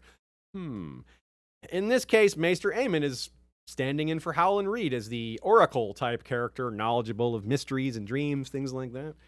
On a simpler level, with all the talk of books and practice and rebuilding, this chapter really speaks to long-term efforts. You can see where a good bit of that element would have been assumed by the 5-year gap, but there's some excellent setup and theme work that reminds us why scrapping the 5-year gap was both necessary and good. A lot happens in this one. It's his longest chapter of the book, almost exactly the same length as the Mutiny at Craster's chapter. It's the parallel chapter to Jon 2 and A Dance with Dragons, and we see a few of the same moments from different angles, some from Jon, some from Sam, and so we'll be crossing that up a little bit here in our analysis. And the chapter begins like this. Sam was reading about the others when he saw the mouse. There are a lot of ways to interpret this scene. The mouse, while small, is indicative of what the final fight against the others is really about. Sam's doing the right thing trying to learn about them, but neither he nor anyone else can lose sight of the point. It's ultimately about survival of life, all life, not just humans, against the others who only seek to enslave and destroy. The learning is worth noting if the people doing the learning don't realize what they're fighting for. Rather, said that entirely wrong. The learning is worth nothing if the people doing the learning don't realize why they're fighting and what they're fighting for. Life, all life, is worth preserving against these forces of death. It would seem the others would indeed try to kill all life, from the giants right down to the mice and birds and insects. Nature depends on itself. Ecosystems rely on other portions of their own ecosystem. Animals rely on what they've adapted to. Humans are particularly excellent at adapting. As I said at the beginning, so are mice. Almost wherever there are people, there are mice. But they don't need people. They've just figured out humans throw away an awful lot of stuff they can eat. What happens to even the most adaptable species when total winter comes, though? No animal can adapt to that much cold that quickly, and no animal can ever adapt to a complete lack of food. Even hibernation can only take you so far. So if neither humans nor mice can survive, well, then there's basically nothing left at all. So Sam doesn't want to kill the mouse, even though he sort of thinks it's his responsibility to do so. But the mouse and his friends aren't eating books because they want to destroy these books. They're doing so because they don't have any other food. They're desperate. They're not choosing to eat books over regular food. So Sam makes a very simple, humane connection here. He thinks next time I come back, I'll bring some food. Of course, there is no next time, but that's another story. If he feeds the mice real food, they won't eat the books. Opposite's true too. The less regular food the mice can find, the more they're going to have to come to eat these books, because it's that or die. Could you say if you give a mouse a cookie, they won't eat your books? I think so. But eventually I have to give them another cookie. Yes. In the darkest of times, people will do like this mouse. Eat the glue in the binding. They'll eat the leather. They'll go farther. They may burn these books for warmth. That's right. It isn't just mice who will eat books when they're starving, so will people. Stannis and his men ate boot leather when they were besieged. It's a bit horrifying and strange to consider, but this is real life we're talking about. This isn't fantasy sieges. Real sieges throughout history have involved people eating book binding and leather and boots and whatever they could when they were starving. So these absolute treasures, of course, I mean these books, might be reduced to kindling to stave off death for a few hours. Ugh. That's a metaphor for human civilization. It's a metaphor for if your needs are taken care of, you can learn, you can grow, you can evolve. You can read those books, you can learn those books. But what good is knowledge? What good are those books if you're starving and freezing? You got no time for reading. You're busy surviving. So destroying humanity isn't just about killing. It's not just about death. It requires annihilation of all works, all knowledge. Books are how humans eons later can avoid the mistakes of the past, or even just a little time later, or to copy the successes of the past. Sam is reading a book on how to beat the others, after all. That's literally what's happening here. He's trying to look into the past to find out how his ancestors, how everyone's ancestors dealt with this problem. If those books aren't there, they got to start from scratch. Men like Euron prove that ignorance can be powerfully exploited. Superstition and dogma are currency and power to him, a means of control unavailable amongst a more learned population. Imagine Euron trying to, let's say he was from Old Town, let's say he was from the Reach. Imagine him trying to do anything like the King's Moot or rise to leadership position amongst members of people who lived in Old Town all their life. They're not going to buy any of this nonsense he's spewing. The Ironborn are constantly losing in the same ways they've always lost. They keep not learning the lessons of history because they don't learn from their mistakes. They don't write them down. If there were more guys like Roderick the Reader saying, y'all, we tried this 50 years ago and it didn't work. We tried it 100 years ago and it didn't work. We tried it 200 years ago and it didn't work. Why do you think it's going to work now? But that kind of plea is so worthless, given the ears that it will be spoken to, that no one even bothers saying it, because it's like, they're not going to listen to me. They're not going to listen to this. They're going to repeat the same mistake. History tells us that they will continue to repeat their mistakes because history is full of them doing this over and over. And unless something changes, you can expect that pattern to continue. So Sam thinks, bring some food next time. Feed the mouse. It's a simple thing. It's a peaceful solution. The mice aren't going to quit trying to live, nor can you kill them all. So, got to have that compromise. You got to find that middle ground. Don't just exterminate something. Don't just fight back when there's a peaceable solution available. But will there be a next time? As we said, Sam thinks about next time, but he may never even make it back to the wall, let alone the Castle Black library. There may not be a wall by the time he is able to come back. Sam loses track of time so completely while down there with the books, something George R. R. Martin himself surely identifies with. And in fact, he says he most identifies with Sam in general amongst the point of view characters. But the beginning of this chapter may be the most Gurm-like we ever see Sam. The idea of falling right into books as if each page was a hole into another world. It's like George quoting himself almost. And probably a lot of us here. Oh, yeah. That's why we're readers. Oh, yeah. It's totally true. A lot of people are like, identify with Sam more than any other character. There's a reason he's my favorite. Yep. There's books and there's food. Sam and George are highly fond of both, but of the two, books are way in first place above food, right? I still happen to think that if George or Sam was starving and had a book, they would eat the book. Yeah, probably. Eventually.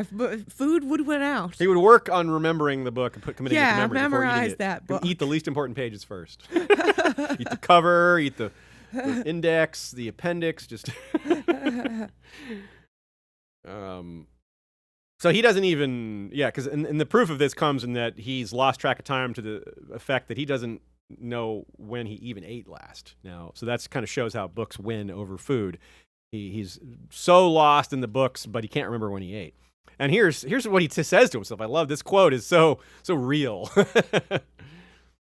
One more book, he had told himself, then I'll stop. One more folio, just one more. One more page, then I'll go up and rest and get a bite to eat. One more book? Who says one more book? It's like, yeah, let's marathon one more full season of TV. Just one more real quick. That's a lot, man. So it sounds like it's going to be this situation on steroids, though, at the Citadel. The Castle Black Library sounds pretty sweet, but imagine how overwhelmed he'll be with options at the Citadel, even if some of the books aren't available to him. Some of them might be behind locked doors, maybe. And if we worry about some of the books, well, remember that Aemon had Sam bring some particularly notable ones south, right? He's pulling them away from Castle Black to send them to the Citadel. Now, I don't know which is better in terms of those books surviving, because it feels like both Castle Black and the Citadel are in big danger. So, damned if you do, damned if you don't. But we could do a lot of speculating on what type of knowledge Aemon wanted to put in front of the Archmaesters. We can take a clue from the Jade Compendium, right? He pulled the Jade Compendium to give to Jon because he wants Jon to read a certain passage, which turns out to be on Lightbringer. Jon does read that passage. We'll talk about that later when we get to that one. But so basically what we're seeing here is Aemon is giving Jon information. He's arming him with information to make the right decisions. Rather than telling him Stannis' sword is fake, he's giving him the means to discover that on his own. And maybe that is what's going on with the books he's sending south. Maybe he's trying to put certain information in front of the Archmaesters. He's trying to lead them to water, so to speak. He can't make the horse drink, but you can lead it to water. And since they're Archmaesters, maybe they'll figure it out. Is he trying to make sure the Citadel also doesn't follow false lights? Because that is what he's kind of referring to Lightbringer as. Stannis' Lightbringer, a false light. Is perhaps this something to do with briefly what we saw on TV where the Citadel was being overly academic and sitting on their butts doing nothing? Is this Aemon seeing that in advance, worrying that the Citadel is just going to sit there and not take action and he needs to find a way to help motivate them to get involved? Is this something maybe to push back against their anti-magic attitudes? If he can show them evidence of past patterns that are happening in the world again, their sincerity to the truth, their esteem for being honest might trump their need to be conspiratorial about pushing magic away and things like that. So he might be just trying to force them to see the light, so to speak. So I'm very curious about what Aemon's thought process was, and we'll never learn it, but something to think about for sure. Daily archery drilling has been instilled by Jon. It's mentioned. Sam's included. Since everyone's included, so is he. This makes a ton of sense. Sam laments how poorly he's improving, but imagine firing a bow off the top of the wall, just like he said when they were fighting during the battle. He's like, you don't need to aim, just shoot. There's a billion dudes out there. it's going to be even more true when it's just a sea of the undead. Your aim doesn't have to be good. You're not even really aiming, just fire. Just all you need to be able to do is perform the basic task of drawing a bow, as in being able to pull it back far enough that you can launch the arrow. The direction is not that important, as long as it's toward the enemy. And that strength required to draw a bow is no joke. Hence, you need practice with that. It's like bow flex, literally bow flex. Our friend Ulmer of the Kingswood Brotherhood is mentioned, formerly of the Kingswood Brotherhood, the same organization that thumped Merritt Frey in the head and gave him his awful headaches. He's a truly amazing archer, as we've detailed before, so it makes sense for him to be leading these drills. Ulmer's been at the Night's Watch for a while, though, and one wonders if maybe this should have been done before. Maybe Ulmer should have been leading archery drills a long time ago. His talent is being underutilized as just a regular singular archer rather than training other people to master the bow like he has. Spread that around. Sam thinks how the Night's Watch has long had a minor bias against archery due to their tendency to drift towards knightly values. Knights prefer close-quarter combat, but it doesn't make much sense to fight like a knight when you lack both the training and the equipment. And when the strategy doesn't make much sense. You're atop a wall. Of course you should be shooting more bows. What good's a sword going to do you up there? Keeping one's distance when whites are involved, too. I mean, that just sounds like good sense. You don't engage whites at close quarters unless you absolutely must.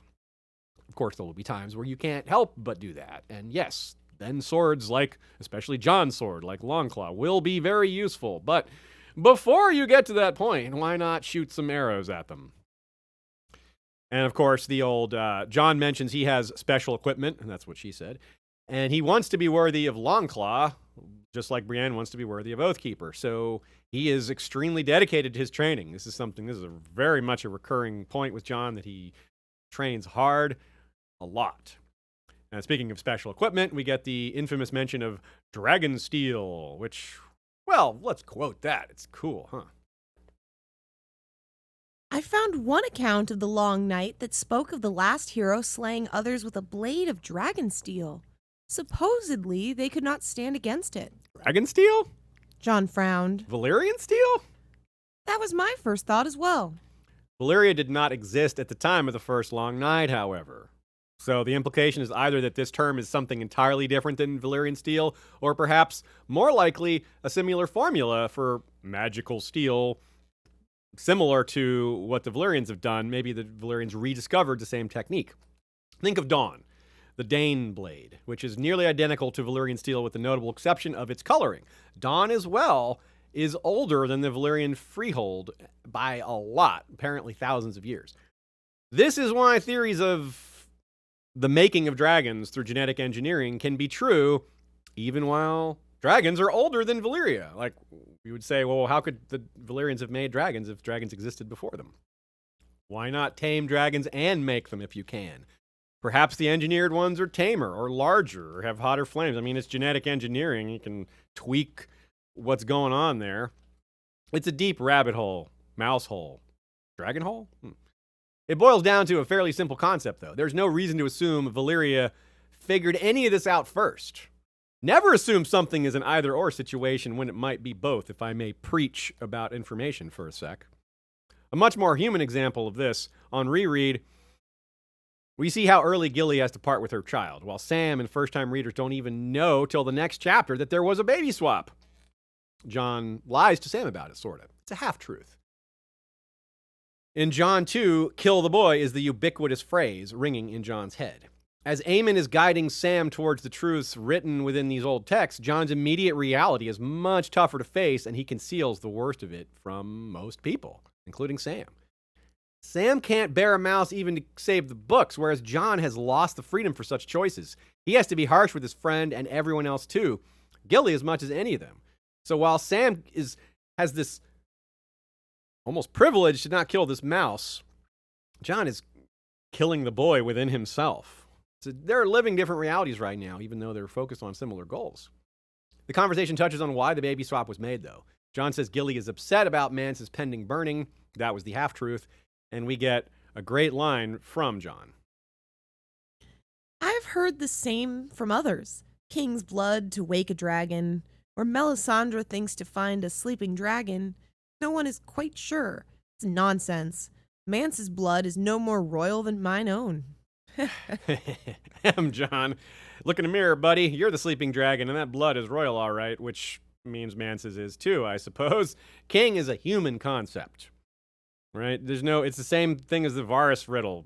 If people believe you're a king, you're a king. If there's power in royal blood, it's not because they put their butt on a throne or a crown on their head. That's no more mystical than anything else. So George, by saying neither of them are kings, he's really saying they both are. We even get Sam thinking of Bran. Between him and the Citadel, we might get the reveals for Jon's parentage eventually, with perhaps some help from Howland Reed, a man who has experience with hiding a baby's identity. The signs of Gilly having already been told by Jon are clear. In fact, as Sam is arriving to see Jon, Gilly has just been forced into the baby swap as they meet at the Lord Commander's tower. Mere minutes at most have passed, and that's the first part of Jon 2, A Dance with Dragons, this command to her. Gilly also notes that her baby hardly makes any noise, while Dalla's baby cries often. This is a small clue because Darian on the ship is going to complain about how often that baby cries. Well, if that was Gilly's real baby, probably wouldn't make any noise. Gilly says, "I'm a mother, not a lady." Well, yeah, she's being, that's some wildling pride there, free folk pride. She is what she is. She's not trying to be something else. She sees it as an insult. An interesting discussion came up on our Flick group about different parts of the world and different time frames view you being called a lady as it can be like insulting or it can be a big compliment. It really depends on where you are, the context, who where you were brought up, things like that, and the culture of the person saying it. But more getting it back into A Song of Ice and Fire, maybe this is also a tongue-in-cheek quote. Maybe she will eventually be Lady Tarly. I mean, we got some hint of that before, didn't we? We really didn't get an answer about it in the show, though, is the thing. Yeah, it's kind of like, is she lady? Sam what is her... a maester? Is he married? Yeah, it was. Like, what is going on? We don't know. Here? So this is another plot line where we really don't actually know what happens to Gilly or Sam that well. We don't. So, but it's not hard to see that happening, her becoming Lady Tarly. I mean, I could see it going a lot of other ways. Yeah, I could see it even going the way that, Sam isn't Lord Tarly, but his son or heir, becomes Lord Tarly and she, lives there too. Right on. Yeah, that would make sense. It's easy to think Gilly might just be terrified of all these changes, of going south and a bunch of other things. When we learn about her child, well, clearly that's an overwhelming loss. But it doesn't erase that she's got other things she's afraid of. She's afraid of going south, maybe, and of going south, of being in these unfamiliar places, of just going to a city for a free folk person. That's intimidating. She has to deal with all that on top of losing her child. So that's what I mean about don't assume it's one thing when it can be multiple things. Surely that's the dominating, overwhelming thing for her. But there's other things she's afraid of too. Just like with Cersei and characters like that. Cersei's paranoid about things that are really happening. The timing of the chapter is somewhat made clear by seeing that they know of Joffrey's death, but not Tywin's. Jon's drafting a letter to King Tommen, worried about Tywin's reaction to it. But in fact, Cersei's going to read that letter, and she will conspire to have Jon killed by sending a Kettle Black to take the black under false pretenses. She needn't have bothered, right? Though Jon asks Sam for specifics about the others, most of the discussion about them in this chapter isn't really new to us, but there is something, one or two things I want to highlight. The mention of others riding any dead animal. Sam is clear that they'll ride anything, any dead body, and, well... There's 2 mentions of ice spiders in this chapter, which is like, is that a dead animal of some kind that's just called an ice spider? Everybody's been wanting to know what the heck an ice spider is for so long. But I also wonder about an undead dragon being raised. Yep. That could be a thing. There's a lot about dragons in this chapter, despite its location and, the other things going on. Doesn't seem like it would be a chapter with lots of dragon stuff going on, but one of the books Sam brings is called Maester Tomax's Dragonkin, being a history of House Targaryen from exile to apotheosis, with a consideration of the life and death of dragons. That is a long title. But in the first episode, we talked about how Jaqen/Pate was quite possibly after a book called The Death of Dragons. A different one, not this one, but this book also has Life and Death of Dragons included in it, so it might have similar information in it. But not sure, maybe. It's just interesting curiosity. So I wonder if Jaqen wants that book too, if he's going to see it show up with Sam and be like, oh, I need to see that one as well. But that assumes the first theory is accurate, that Jaqen's after any book at all. Nina wonders when Tomax's Dragonkin was written. Good question, because apotheosis basically means climax. And after the dance, the Targs undeniably declined in power, so maybe he's referring to their climax being around just before the Dance of the Dragons. But apotheosis also is a synonym for becoming a god, as Joe points out. So I don't know if this is some sort of Aegon connection, Baelor the Blessed. Quite a title, though, anyway you look at it. Arguably, the best point of all is given a nod here. Well, let's quote it. Nice, good quote. There were dragons here 200 years ago, Sam found himself thinking as he watched the cage making a slow descent. They would just have flown to the top of the wall. Queen Alysanne had visited Castle Black on her dragon, and Jaehaerys, her king, had come after her on his own. Could Silverwing have left an egg behind? Or had Stannis found one egg on Dragonstone? Even if he has an egg, how can he hope to quicken it? Baelor the Blessed had prayed over his eggs, and other Targaryens had sought to hatch theirs with sorcery. All they got for it was farce and tragedy. Indeed, there's another candidate for the best time of Targaryen rule. Their climax may have been during the time of Alysanne and Jaehaerys. We don't know this Archmaester Tomax, so we don't know what he would consider the best part of Targaryen rule. We know what we would consider, but that doesn't mean Maester Tomax would agree. And we also don't know which definition of apotheosis he's using. So, anyway, it was just an idle thought, but Sam is probably wrong about dragons flying to the top of the wall, as he says in that quote. Silverwing famously refused to fly over the wall, so I don't know if she would be okay with landing on top of it. She hated the cold wind blowing down off of the wall herself, so I think Sam might be making some assumptions about dragons that are a little off. And of course, he's thinking about Summerhall when he thinks of the tragedy and farce there. Is something highly relevant to Maester Aemon's past. It was, after all, his brother, the king, responsible for it. And it was also the day Jon's father was born. Yeah, Rhaegar. Rhaegar was born during Summerhall. Let's not forget that. Another piece of setup for Sam's Citadel arc, I think, is George R. R. Martin's reminder to us readers about the extreme uncertainty in the ancient past as it pertains to the official record. Quote, "The first men only left us runes on rocks, so everything we think we know about the Age of Heroes and the Dawn Age and the Long Night comes from accounts set down by septons thousands of years later. There are archmaesters of the Citadel who question all of it. Those old histories are full of kings who reigned for hundreds of years and knights riding around 1,000 years before there were knights. You know the tales. Brandon the Builder, Simeon Star Eyes, Night's King." Night's King, oh yeah. Remember, Night's King, not Night King. Different. We got a whole episode on him, too. But we had, more recently, we had, like I mentioned earlier in the episode, we had fun with this concept in our Serwyn of the Mirror Shield episode. It's a persistent element, though, when you're dealing with Westeros history. It just comes up, these reflections and these different versions of similar archetypal characters or archetypal aspects to them. In other words, we have a lot more certainty with these histories about the what and the who than the when. The timelines are the least certain aspect of these histories. If we're ever going to get clarity on those timelines or some of these details, despite the confusingness of the timeline, and by that I mean additional clarity, not total clarity. We're never going to get total clarity. But if we do get any clarity at all, Sam's time at the Citadel might be our best bet, other than, Bran being in the Werewood Network and showing us things that even Sam could never see.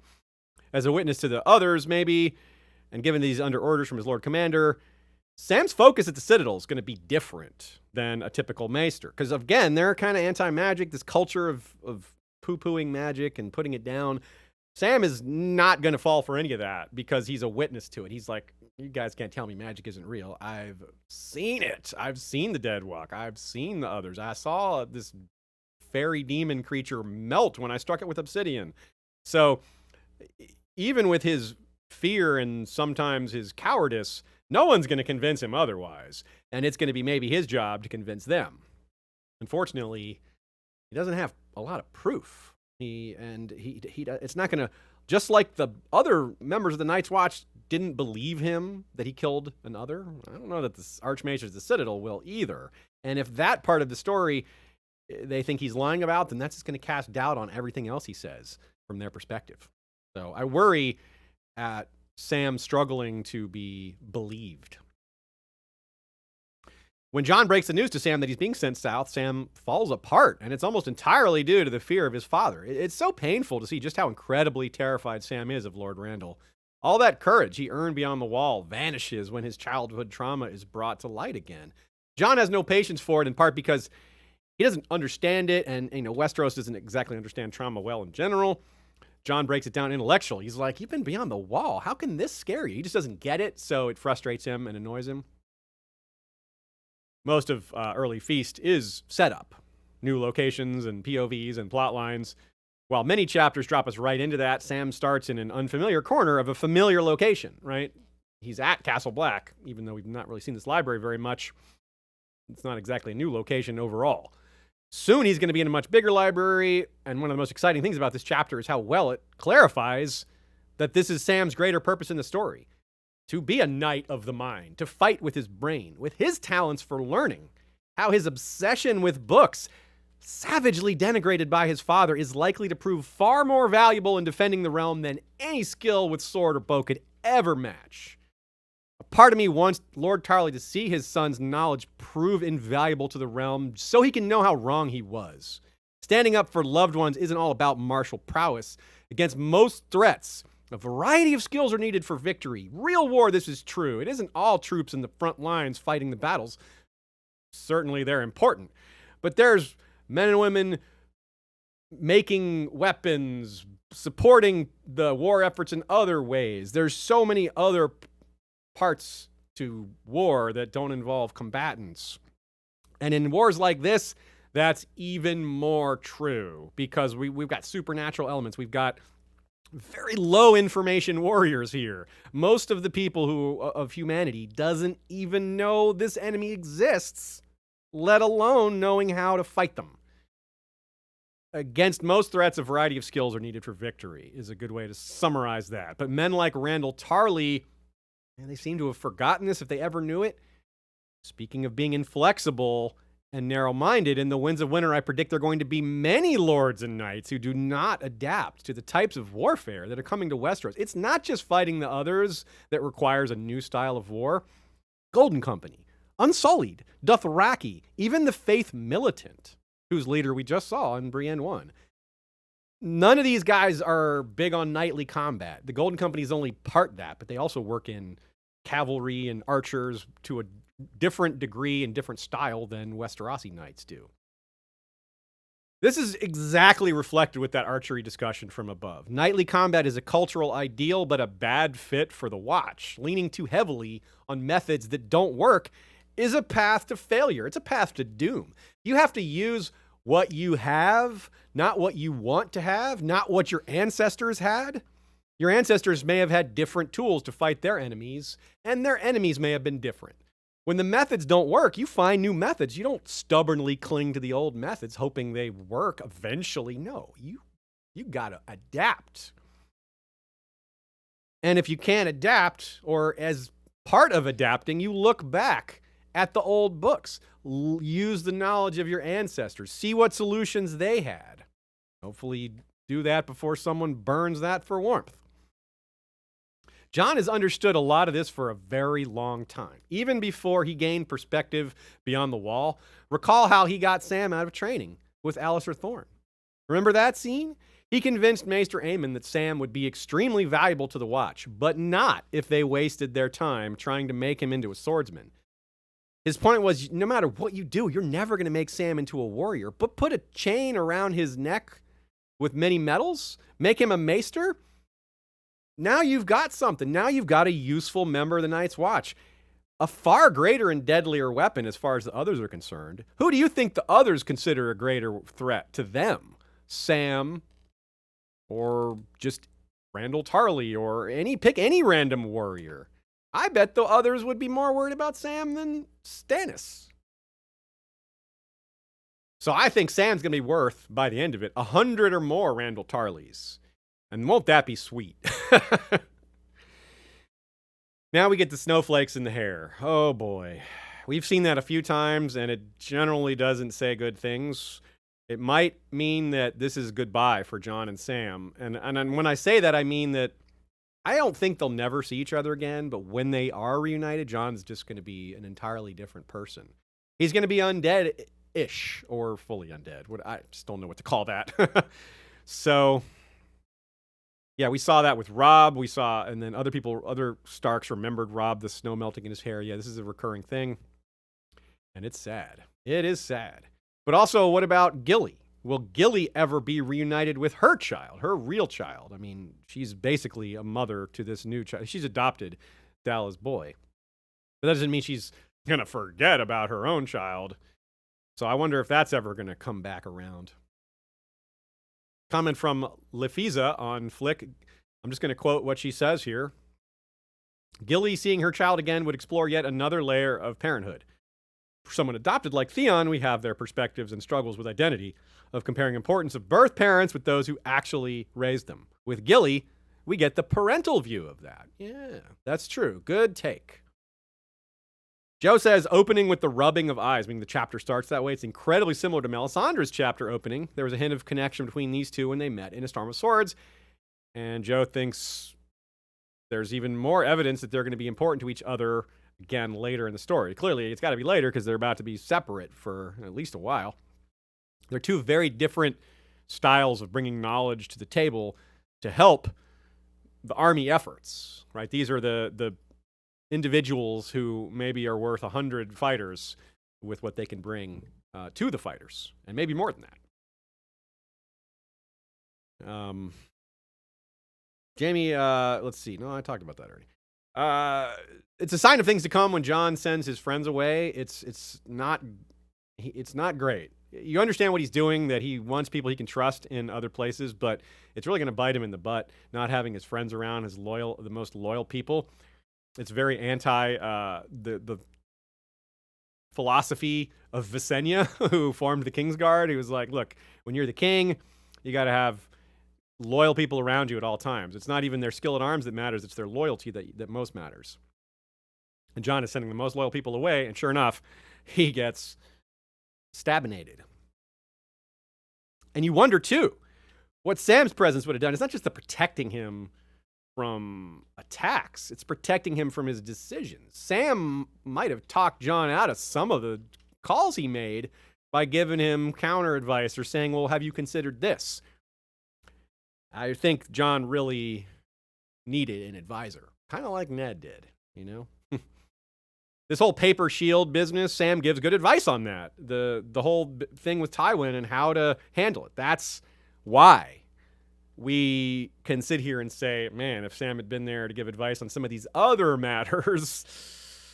But Jon's not wrong to send Sam south to learn more. That's also, it's like, how do you weigh these two things? Maybe he should have just kept Gren and Pip around him and still sent Sam off. But you're damned if you do, if you're damned if you don't. That's part of why Jon's job is so hard and why he's got to kill the boy and face these harsh realities, because, well, they're harsh realities, and the only way to deal with harsh realities is to not let them not let them overwhelm you. You got to stay strong.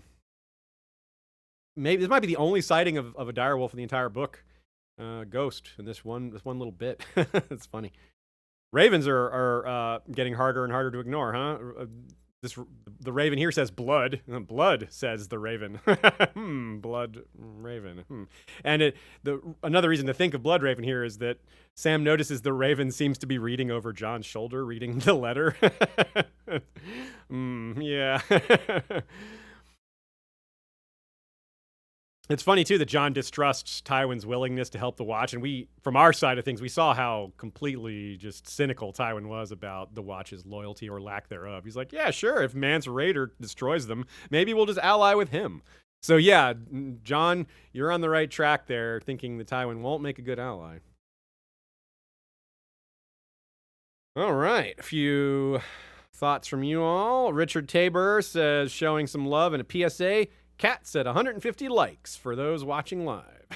Yes, I told people in the chat that would be the case. Right now, I have a cat on me already. So if we get 150 likes, and then we'll put a cat on screen? Yeah, I'll go hand you Xerxes, who's rolling around on me right now. Just all over me. Nice, okay. Peter C. sends a super chat and says, I once fell asleep with autoplay on and dreamt that Aziz Ansari was talking about A Song of Ice and Fire. Found out why I dreamt that later when I discovered your podcast. Ha! That is awesome. I've never heard a story like that. Nice. Girl Nettles, nice catch here. Sam will become a gray rat. Seems fitting he sees a mouse before he's sent off to the Citadel. Good point. Yeah, gray rat is definitely a phrase a few people refer to the maesters as. And that is indeed, don't kill what you're about to be, Sam. Nice take there.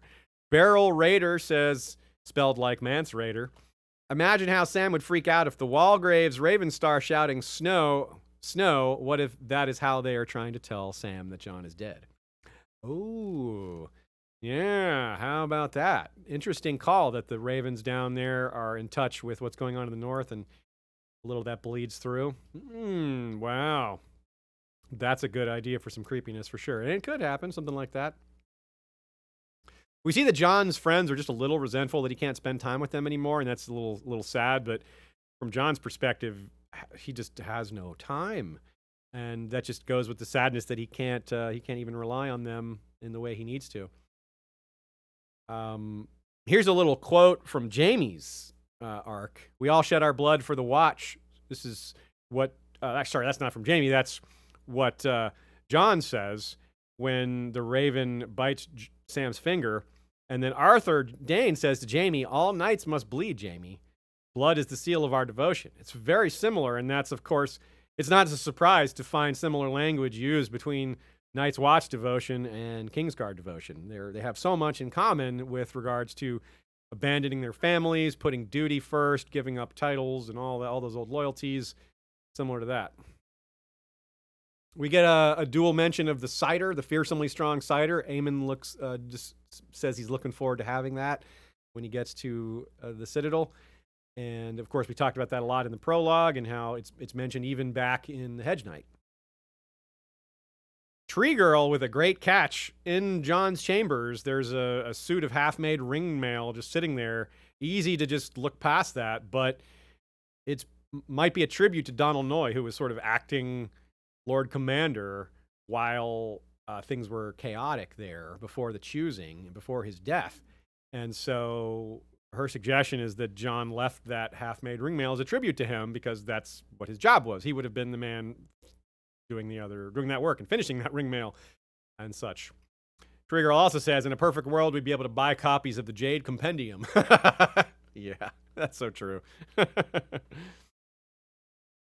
Narcosis Dane asks, is Sam left-handed? He picks the book up with his left hand to throw at the mouse. Doesn't matter, but I'm curious why. George specified it was with his left. Was it just to explain why he dropped the book? Maybe. I think it's probably more likely that he was trying not to scare the mouse, and he just picked it up with the hand that was closest because he was trying to be as quiet and motionless as possible.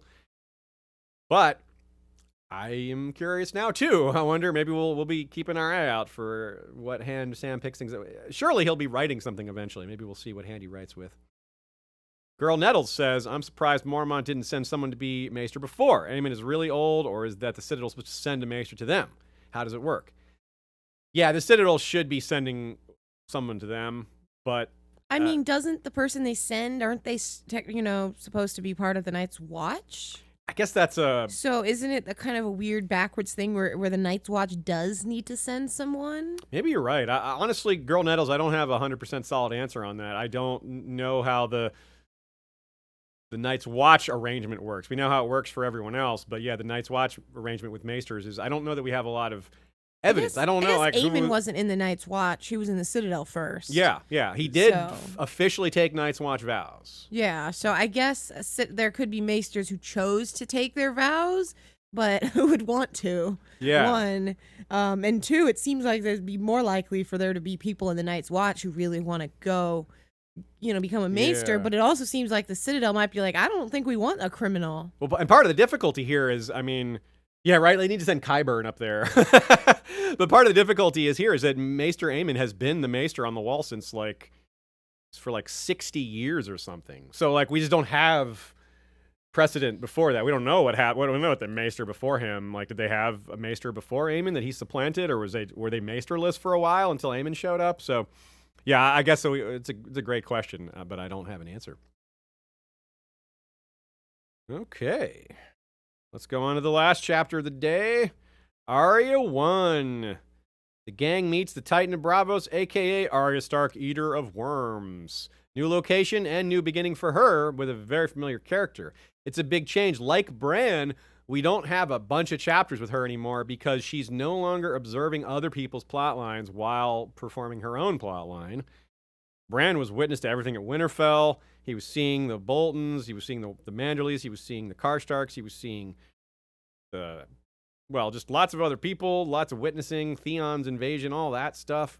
Once he went north, it was more all about him. Same with Arya. This is Arya's arc now entirely, rather than her being her story shared with her being a witness. As we've said many times, that's the basic breakdown of POVs, witnessing and their own story. With someone like Arya Hotah, it's very much tilted towards being a witness, as he's called, the camera that rides. Someone like Arya or Bran, you get different looks depending on what part of the story we're in. But now, from here on out, I expect most of Arya's story will be less witness and more just her. And her story is very unique in how it's so detached from most of the other plot lines. For a long time, especially before the TV show, I would refer to Arya's plot line as perhaps the most mysterious because it's the most disconnected from all the others. How does Arya relate to Stannis? How does Arya relate to the Wall? How does Arya relate to Daenerys? How does Arya relate to Cersei? How does Arya relate to Jaime? And all this stuff. It's maybe you can see some of those connections. And like I said, the end of the TV show maybe gave us some ideas on that, but not really. I really don't think there's much for us to get out of that. So Arya is awesome, and part of the reason why is the remaining mystery with her. And there's just so much to look forward to here. Joe points out it's the first civilization Arya's really been around since she escaped the Red Keep in King's Landing, and it didn't go very well. Braavos clearly has its stuff together way, way more than King's Landing ever has. It's an older, cleaner, more organized city. It provides us a good opportunity to see how Arya has changed since then.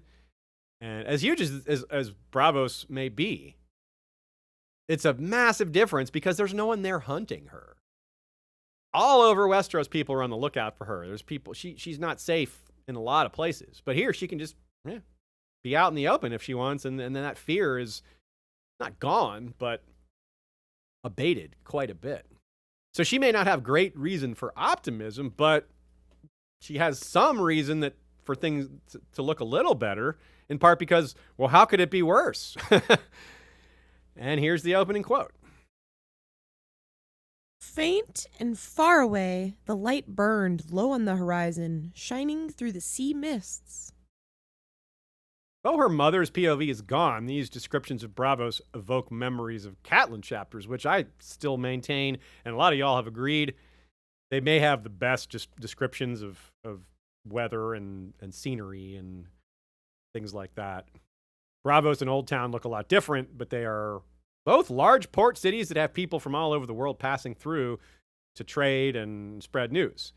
Braavos dominates the other cities near it, well, not the Westerosi ones, but the nearby 9 free cities, well, 8 other free cities, especially the ones that also are ports. Pentos, Lorath, Tyrosh, Myr, Lys and Volantis even.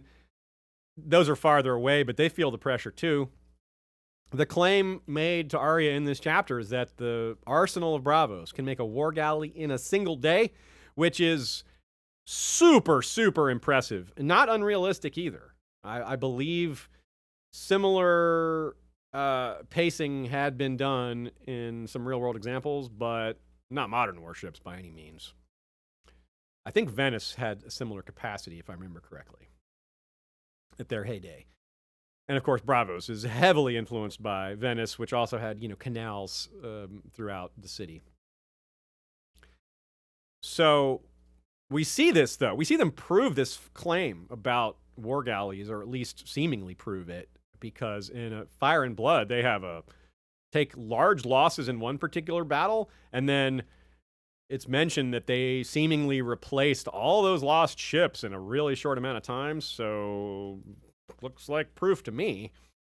To add to that, we see one of the Sea Lords back then, during this time I'm referring to, when they lost a bunch of ships and just seemingly replaced them quickly. They spent an insane amount of money on 3 dragon eggs from one Alice Westhill, a.k.a. Alyssa Farman, of the famous ship Sunchaser. In fact, the Braavosi built her famous Sunchaser ship in part because of these 3 eggs. We did an episode all about that. Included in that episode is a discussion on whether or not those are Dany's eggs. The Sea Lord has extravagances like a menagerie and plants that aren't native. And, well, that Sea Lord had dragon eggs. And where those dragon eggs went, well, that's part of the discussion we have in that episode. Dead Sea Lords, as we see in this chapter, have statues of them made. And, so they're very powerful figures. And we haven't even mentioned the Iron Bank, and we barely mentioned the Faceless Men, which is, the point of Arya being here. This is a city with several full episode topics based in... several of which are still very much in progress and full of mystery. So Braavos just rocks, let me tell you. There's great military power and extreme wealth and elite intrigue in this city, right? All that money from the Sea Lord and the Iron Bank, the intrigue of the Faceless Men, and then you got the arsenal of Braavos and their incredible naval power. The Titan itself is a nice reminder of that power. It's a statement of their dominance amongst the free cities. The Titan itself seems to be inspired by the Colossus of Rhodes, one of the 7 ancient wonders of the world.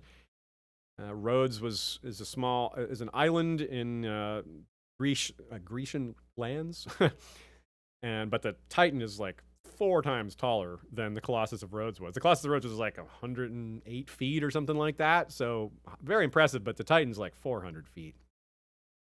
Nor could people like walk inside the Colossus and shoot arrows out of it or have ships sail through it. So in other words, the Colossus was not part fortress, but the Titan is. So it's functional as well as an insane symbol of awesomeness. Another feature is something Arya notices very quickly that maybe isn't super relevant to her, but is relevant to other storylines. Quote, beyond the harbor, she glimpsed streets of gray stone houses built so close they leaned one upon the other. To Arya's eyes, they were queer-looking, 4 and 5 stories tall, and very skinny, with sharp-peaked tile roofs like pointed hats. She saw no thatch, and only a few timbered houses of the sort she knew in Westeros. They have no trees, she realized. Braavos is all stone, a gray city in a green sea. This is another thing making it similar to Old Town. It can't burn like, say, King's Landing can. So twice in a short span, we've had an emphasis that I had never noticed before, that these 2 major cities, George makes sure to include the detail that they are not very easily burned cities, but King's Landing is. So, yeah, of course, that's a good example of what we were talking about back in Cersei's chapter. We don't entirely know what to look for. We can pick things out, we can have suspicions, but this is the kind of thing that I never took note of in prior rereads, but because of the ending of the show, we're all looking for anything that talks about King's Landing burning. We're like, interesting. Now that we still have the mystery of how that's going to happen and why, because again, the show's take on that is like, I don't know. I think it's going to be a lot more to it. It might be a lot different, but still, you can see the setup for something like that. The crew on the ship, they're not only extremely nice to her, but they make a specific effort to make sure she knows their names. This is because faceless men do not kill people they know. There's a very interesting scene much later when Arya is serving other faceless men during like a gathering at the House of Black and White, and they throw out names. And then a name is said, And then they go around the room, each of them saying whether they know that person or not. Once one of them says, I do not know this person, well, that person takes the contract, I guess. But if they say, oh, I know that person, then they're out. It goes against their rules. Nina writes, the anxiety of these ship's men around Arya is pretty evident. It's not just they're taking precautions, it's they're a little worried about it. It's definitely fueled by a little bit of fear. This implies that Braavosi, from a very early age, learn fear and respect for the Faceless Men. It's sort of like a boogeyman, but there's no doubt they're real. Maybe they get the details of how the Faceless Men work wrong, but they're not too far off. And they know the basics, which is they're death cult assassins, man. That's intimidating. Like, it's kind of like the rumors about Lady Lothston and taking children for cookpots and things like that. It's probably not true, but it doesn't mean she isn't dangerous or that she didn't have other things going on that make her a bad person. But she might have been a good guy. Now the point's getting a little lost because I don't think the Faceless Men are good guys no matter what we look at. But that doesn't mean they're bad guys either. How do you put moral judgments on a death cult? It's so weird. But Arya, and like the reader, we really get in this spot that's similar to her. We really kind of capture her thinking. She has no idea what's going on in the city, even though she's got a little bit of optimism. What's she going to find at the House of Black and White? She's got no idea, just like us. Braavos is a city of many religions because it was founded by a ship filled with escaped slaves from many nations. Of those escaped slaves from many nations, the Moon Singers of the Jogos Nye were the most prominent of these, and it was their prophecy that led them to the site where Braavos was chosen. They foretold that the Freehold of Valyria would not find them in this foggy, remote locale, and they turned out right. Maybe it was lucky. Maybe the prophecy was 100% accurate. Maybe somewhere in between. Whatever it was, the Moon Singers are held in great esteem. It's the largest temple in the city because of that, but also it speaks to them having this tolerance for all religions because it was a founding ideal. It was an ideal of the founding mothers and fathers of Braavos, and they're proud of that, and they stick to it, and it shows in their behavior. They try to stop other cities from slavery. They use their military power to try to prevent the slave trade from being what it is. And as we've said before, and we'll say again, that's going to become very interesting when they cross paths with Daenerys, who is, they don't like dragons, but they do like anti-slavery, so. But back to this, the Jogos Nye people, holy crap, they're far away. You got to go all the way past the entire Dothraki Sea and then cross the huge Bone Mountains region to get to the Jogos Nye. And, well, the Dothraki and the Jogos Nye are probably distantly related, but talk about getting off topic. As we saw in in Old Town, they also have just about every temple of that you can name. Now, maybe there's different emphasis on which ones are the most popular, but it's a similar kind of concept where port cities try to have these options because you never know where sailors will be coming from and you never know what gods they worship, and you want to have everything available.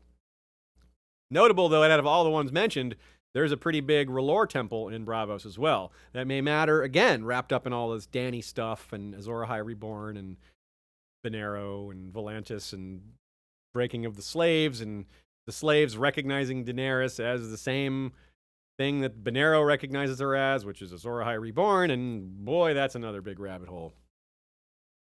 Nina did a nice compilation here of all the gods that Arya sees. Let's list that.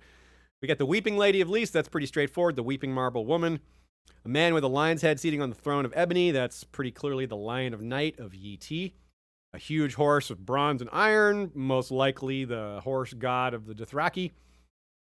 A great stone face, this one we're not so sure of. The Merling King and the Stranger having statues is mentioned, so it could be one of these two, but it doesn't really sound right, so not sure. Possibly worth noting that there is a Summer Islands island called Stonehead, whose northern face is carved in the stern likeness of some forgotten god. There's also Faceless Sagael, the giver of pain, whom Lara Regari was rumored to worship. She's Lysene herself. Sagael, by the way, is a demon creation of George's from before A Song of Ice and Fire that he borrowed the name from. It's from his first ever story, if I remember correctly. First ever published story. Let's put it that way. And there's also the squamous fish-headed gods of the Thousand Islands people who were carved in stone likenesses on the sea. That's a big Lovecraft reference there. So the stone face might be one of those, but we're not sure. We also see a pale infant with a sword. That's Bacalon, the pale child, who is worshipped in Ashai and Lys, as well as Braavos. Also appears in the Thousand Worlds novels. As funny, because we don't have any children in Ashai. That's true. That's the one child there. The only child in Ashai is Bacalon.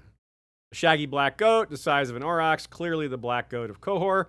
A hooded man leaning on a staff is the hooded wayfarer. It's unclear where he is worshipped. But he is Aziz. But I don't know if the camera reaches up here, but it's it's probably just not. there. You can't see your face, but they can see you there. And if you haven't taken a good look at that Essos map, and if you look up Essos Claridox, you'll see it. Along the top and bottom, he's depicted all of these gods and goddesses, these deities that we're talking about right here. I'm the Weeping Lady of Lys, as it happens. And George R. R. Martin is the great other. So anyways, worth a look. I don't think Nina did that on purpose, but she wrote this list with Weeping Lady first and Hooded Man last, which bookends you and me in there. But maybe she did. Oh, we'll say she did. Yeah, Nina did that on purpose. She did that on purpose. Good job, Nina. The short quote here, the doors are watching me, she thinks. It's a werewood door again. Werewood mixed with ebony and complete with the moon, which kind of reminds us of the moon door, but whatever. Probably not that relevant, but that is a werewood door.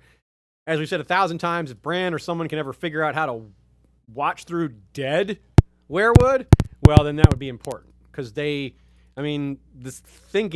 recurring theme that people looking at werewood objects and thinking they're being watched, maybe that's possible. It seems like they can only look through the living trees, but on the other hand, Bloodraven flat out tells Bran in time, you can look wherever you want. The trees won't be your limitation.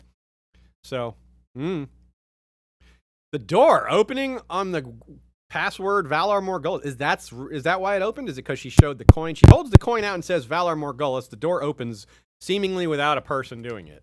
It could just be like a counterweight thing, like the doors are opened by some mechanism, but people were wondering about that. It makes us think a little bit of the Black Gate, which Sam had to use a password.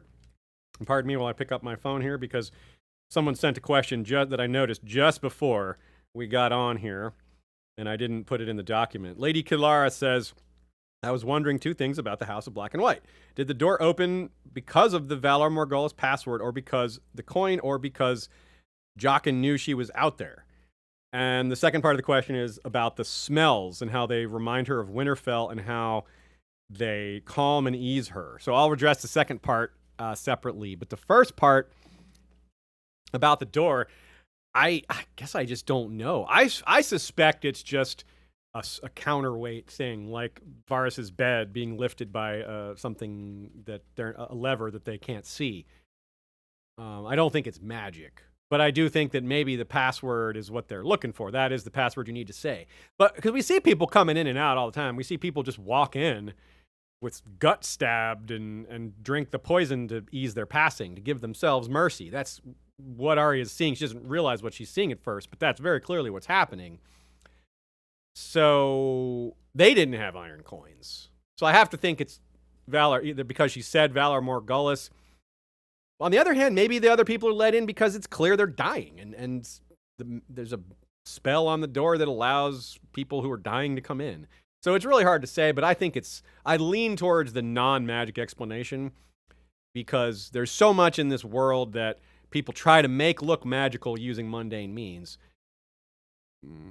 So we don't want to rush to magic, even though we definitely need to leave that door open, because, pun intended, leave that door open. Anyway, I don't think it's the coin, and I don't think it's because of Jaqen's presence. For one thing, there's no evidence Jaqen's there, and there is evidence Jaqen is at the Citadel. So that kind of, by process of elimination, leaves us with the password thing. But again, hopefully, we'll keep our eyes out for more evidence on that one. Nina says this is the third place we've seen doors made of ebony and werewood. The first was the shop of Tabho Mott in King's Landing. whose, quote, double doors showed a hunting scene carved in ebony and weirwood, and then a door in the House of the Undying, which led to the false Undying, quote, fashioned of ebony and weirwood, the black and white grains swirling and twisting in strange interwoven patterns. All three are magical places to some extent, albeit different kinds of magic, but we need to be aware of the possibility for a deeper supernatural connection here, if not a thematic connection, if not both. Joe notes that Arya's thoughts of old Nan lead to a rabbit hole, including Lewin, Sansa being home, and then Arya stops herself for the second time in 2 pages. She starts thinking of home, and then she stops herself and has to remind herself that they're all gone. She's now quantifying all that with just adding in the phrase, all men must die, applying it to her family. Because she thinks, well, that's just how she has to accept it, and because she needs to move on and stop having these thoughts. Also, because thinking of death is unavoidable and natural, maybe that helps take some of the sting away. Thinking like from a Zen perspective, well, yeah, all men must die. Not thinking about it at all is better for that, I suppose, but there's no way she's not going to feel these losses. You can't, this isn't something you can forget. It's too big of a thing to just push away.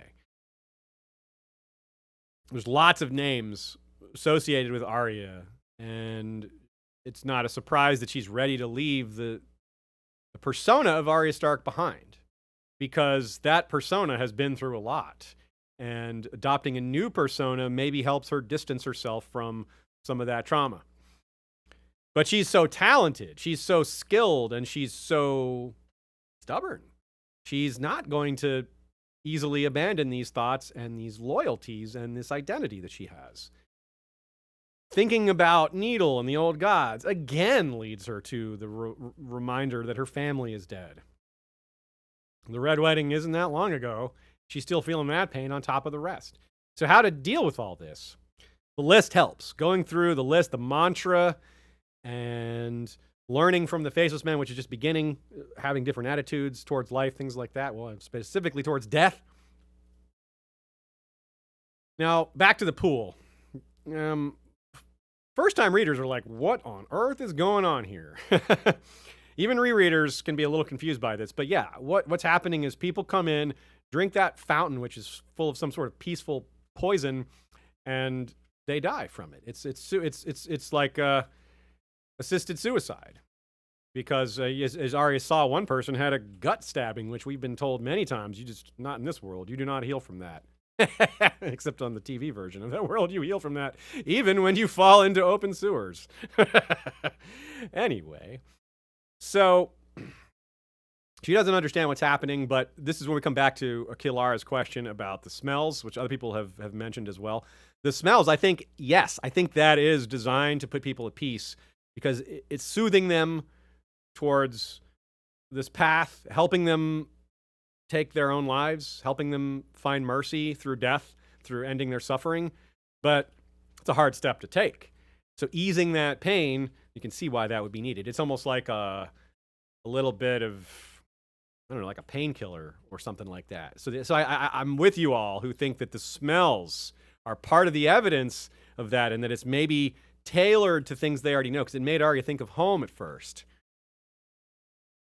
Nina mentions the shade of the evening in weirwood paste, because this is a similar concept. When Dany tastes the shade of the evening, she thinks it tastes like ink and spoiled meat, but then it tastes like honey and anise and cream, like mother's milk and Drogo's seed and red meat and blood and gold, molten gold, things that are positive and powerful rather than disgusting and spoiled. Same with Bran. He eats the weirwood paste. At first it tastes bitter, but then it tastes like honey, of new fallen snow, of pepper and cinnamon, and the last kiss his mother ever gave him. So all these obviously positive things as well, but things that aren't necessarily flavors, or they're just vaguely like flavors. The taste of new fallen snow, the taste of the last kiss his mother gave him, things like that. So yeah, this is a similar concept to familiar smells that put you at ease when you're after you've taken some kind of drug. And in this case, the drug is maybe permeating in the air. The smells are in the air, the molecules from these candles. And so they're having that impact like a drug, like sage on steroids or something. So we meet the kindly man and we meet the waif. We've got no reason to suspect the waif being anything like TV waif, so I want to cut that thought off right now. It's entirely possible that Arya runs afoul of the Faceless Men and they come try to kill her, given some of the things she's done in the Mercy chapter, going against their rules and all that. But this whole thing on TV where the waif and Arya just had this rivalry thing is just, there's nothing remotely like that in the books. Not even close. Another thing to point out is the waif is basically the same rank as the kindly man, which is also not portrayed on TV. It showed sort of like she's a subordinate to him, but it appears that they're effectively the same rank, as far as I can tell, in the books. So the waif doesn't speak common at first, but Arya teaches it to her, and while the waif is teaching her things, it's part of their getting to know each other. So if anything, they develop not a friendship, but at least a connection. And this is part of why this whole fighting the Faceless Men in the show is just such a head scratcher. But were they just trying to create conflict, or are they shortening and distilling the end of Arya's Faceless Man plotline from much farther in the books that we haven't seen yet? Hard to say. But either way you look at it, it looks like it's going to be pretty darn different, and I like that a lot. I love how Arya has many names of herself, as Ari and Squab and Nan and Weasel. My favorite is Cat, by the way. I just have to say, yeah, I can never not bring up the Cat Elaine thing. It's so good. She yeah, was just so funny with Cat that. Elaine. Yeah, Cat Elaine. They are reflections of their mother. And in this example, though, I wanted to draw your attention to how the many-faced god has all these aspects that are basically other gods, and Arya herself has all these aspects of herself.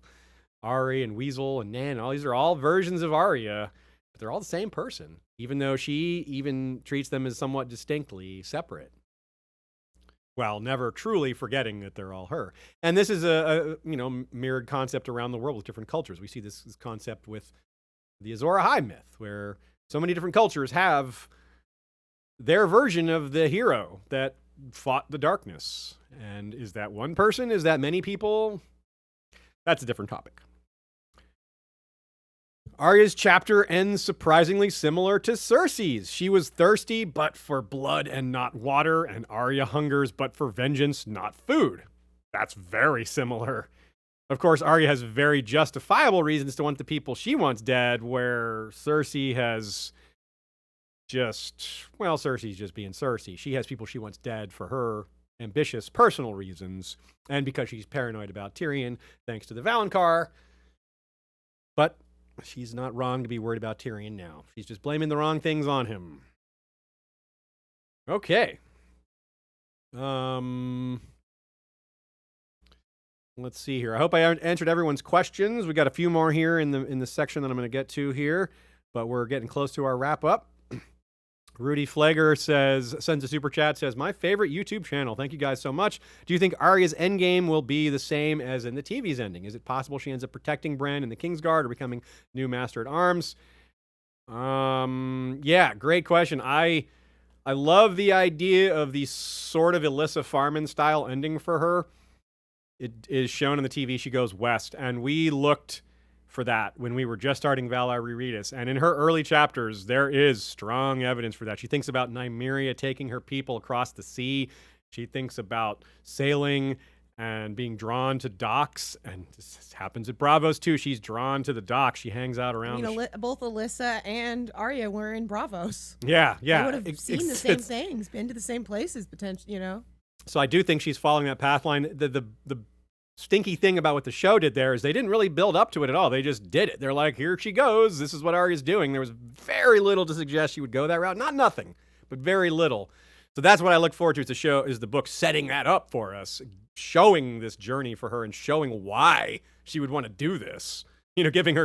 Showing us like some impetus for her reasoning in where is this pretty much. coming I from? can only see Arya taking off like that or dying. I can't see her staying and just living in Westeros, in the Kingsguard, or any role. It fits really well with the influence of Lord of the Rings. At the end of Lord of the Rings, we have Frodo is just permanently scarred from his experiences. He's traumatized, and eventually he goes west to live in the like realm of the elves, which is he's permanently leaving Middle Earth basically. And yeah, so for someone like Arya who's been through so much, that might be it is hard to see her just going back to some normal life. And I think this is maybe the same concept that there's no normal life for her again. Yeah, she'll have to go off and find adventure or, focus her energy on something all consuming like that rather than, she's not going to have a house and kids and things like that. So protecting Bran, I don't think so. Becoming a master at arms, I kind of doubt that. I think that, some sort of leaving the continent, finding a new piece of adventure, sailing off into the sunset. That is, the show did not bring us to that point very well, but I think that is probably what George told them about roughly what was going to happen. Yeah, which I think is actually, a nice little parallel to when we see, even in the show, I think of this very kind of iconic image of Arya on the ship when she's leaving for Braavos. Yeah, like that look she has of excitement and all of that about leaving. It's a good point. It's similar to how she looked when she was leaving Westeros. Again, at the end of the series. Yeah, good point. Jaded Redhead says Arya collects names in more ways than one. That's true. She is a name collector, identity and name collector. I wonder, and she's going to have more. They won't necessarily be names that stick with her, but she's going to obviously have to have disguises and things like that. So we're not done with Arya's identities. Mark Gracie says, I have always thought that Braavos was a parallel to medieval Amsterdam, with the importance in trade and religion supposedly not being established, but actually underpinning everything. Canals too. Yes, thank you, Mark, for that. I'm less familiar with medieval Amsterdam, but I have heard that before. George does like to take a little from here, a little from there. Venice certainly takes up a lot more ink, but I think you're right that George is probably heavily influenced by this as well, especially given the description you've put there. Trade and religion being super important, and Braavos and being really powerful, but not explicitly stated as much. That fits pretty well. Good call there. N. Kirk Evans says one thing that supports Amsterdam here is that the Dutch were historically subjugated people that threw off the tyranny of Spain and then remained an ideological commitment to Republican government, meaning to be a republic and to not allow this kind of authoritarianism or to have, rule by monarchs, things like that. Great call by N. Kirk Evans. See, you guys we have knowledgeable commenters here. This is really helpful. And yeah, I didn't think about that. That's so true. The history of the Dutch is, they were ruled tyrannically by the Spanish for a long time, and they were able to fight a war of independence and break free. And then the values that they achieved and acquired and pushed during that breaking free became their ideals going forward, which is the same as Braavos. They still hold on to that, keeping religion free and honoring the freed slaves, things like that. Jaded Redhead says Amsterdam was not a popular medieval port until Antwerp and the Dutch revolt. Okay, well that doesn't change the overall point, but it's a good correction. It was still an important city, even perhaps before it was a port, and certainly other parts of the parallel hold up. Lady Leaf Underhill says, what do you think of Joe Magician's theory? The coin makes Braavosi believe Arya already is a faceless man. Shouldn't they find it strange he knows nothing about Braavos, not even language? I think so. I think that they would find it strange. They would find it strange, yeah, and I don't... They specifically talk about her struggling with learning, the common languages of Braavos. Any faceless man would know them. And she's asking how to find their temple. Yeah, she flat out asks that. I don't think that the coin makes them believe that, or that Jaqen would have thought it would do that. Now, I am curious about the coin. I wonder why don't they touch it? Why do they just look at it? This is part of why this theory is there. People are wondering why he's only, why it's just being looked at and not touched. And you wonder if they recognize it, if they're trying to, they have such a great keen eye for detail, the faceless men, that they might actually know. They might actually be like, I recognize that coin. They may actually know who it came from. One person made the joke that, they don't want to touch it because so often the coins are poison from them. But, of course, if Arya's already touching it, then that's probably not the case. But still, I think that's a good joke. Jaded Redhead says, Arya's chapter describes the galleys skimming over the water like dragonflies. Jaime thinks the same in A Storm of Swords when escaping downriver from River Run. That's pretty cool. Yeah. Kind of like lighting, kind of a comparison, a thematic comparison of sailing to flying and just describing the language similarly. That's pretty cool. Tim Willis from Patreon asks, why does George have Arya consider the Titan so much in general? And one thing, I think it's just as symbolic of how powerful the city is. The Titan is a symbol of how dominant that place is, which I described at the beginning. But also, I think she thinks about it so much because it's so much of her story is wrapped in it sort of symbolically. The Cat Elaine stuff we were talking about. Remember that Elaine is Sansa's hidden name or pseudonym, and Arya's Cat of the Canals. Those two names combined are Cat Elaine. And, of course, Peter Baelish has been obsessed with Sansa and Catelyn, and he is himself, his family's sigil is the Titan of Braavos. His sigil is the Mockingbird, but his family's sigil is the Titan of Braavos. So there's all these things connected. Yeah, and so obviously Sansa Elaine is the Titan's daughter, which is the ship that Arya takes. George really, he must have been like patting himself on the back like, oh, this is so clever. This is so fun. Arya's Tree Girl brings up Arya's remorse. On TV, like Dany, the show lost some of their inner goodness in favor of wanting them to look more determined or decisive or just badass. You got a lot of like Daenerys or Arya just going, like kind of that like, take that. But you lose some nuance that way because both Dany and Arya, when you're looking in their internal monologues, they both think back to things they shouldn't have done, which is something you don't get a lot of on TV. Arya regrets not finishing off the Hound. At the time, she's like, you don't deserve mercy. But then she's like, I shouldn't have done that.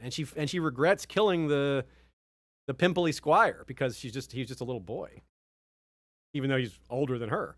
So we never see that in the show at all. We don't really see Arya feeling bad for her killings. We just see her dealing with it. And it's hard to show that. I'm not totally dragging the show here, but it's still worth pointing out that is missing. Rennie, too. Great catch by Archmaster Rennie here from Flick.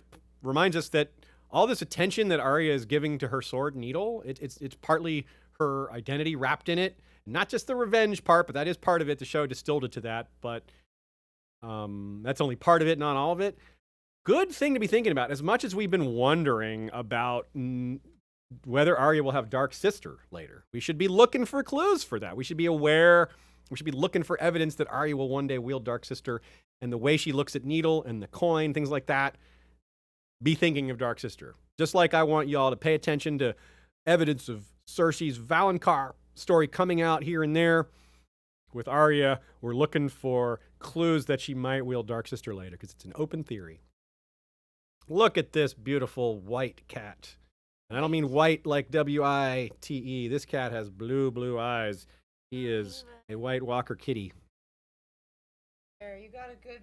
God, he shed so much on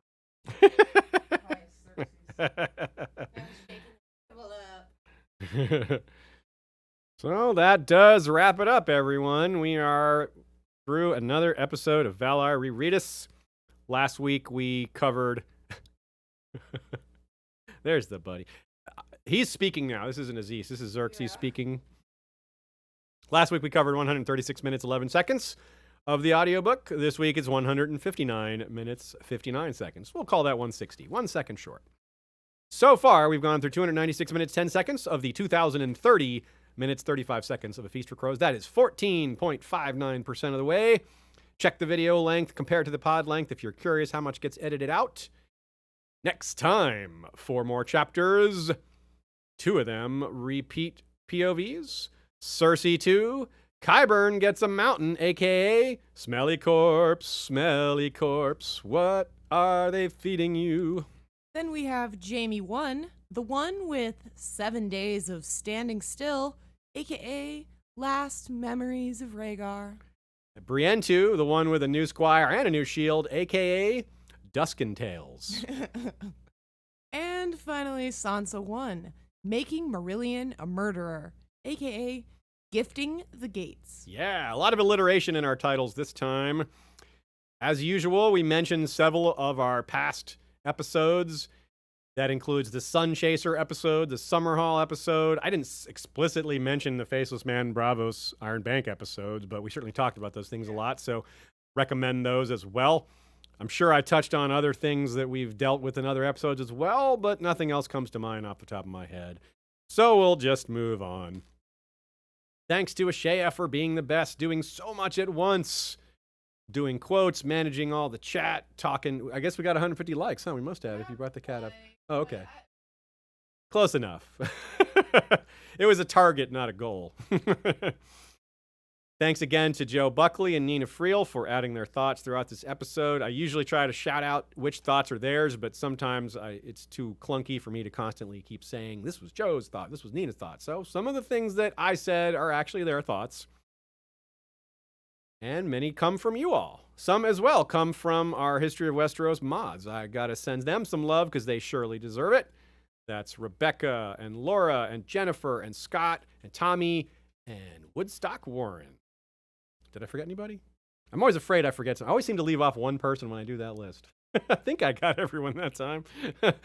Deepest apologies if I forgot someone. They put up the chapters every week in our Facebook group accompanied by art and quotes and lead the discussion, a lot of which gets put into the episode. Flick, Facebook, Slack, and Discord are our social media channels. Again, if you're looking to join the conversation offline or just to join our communities, we don't just talk about Valar Rereadis, we talk about all kinds of stuff.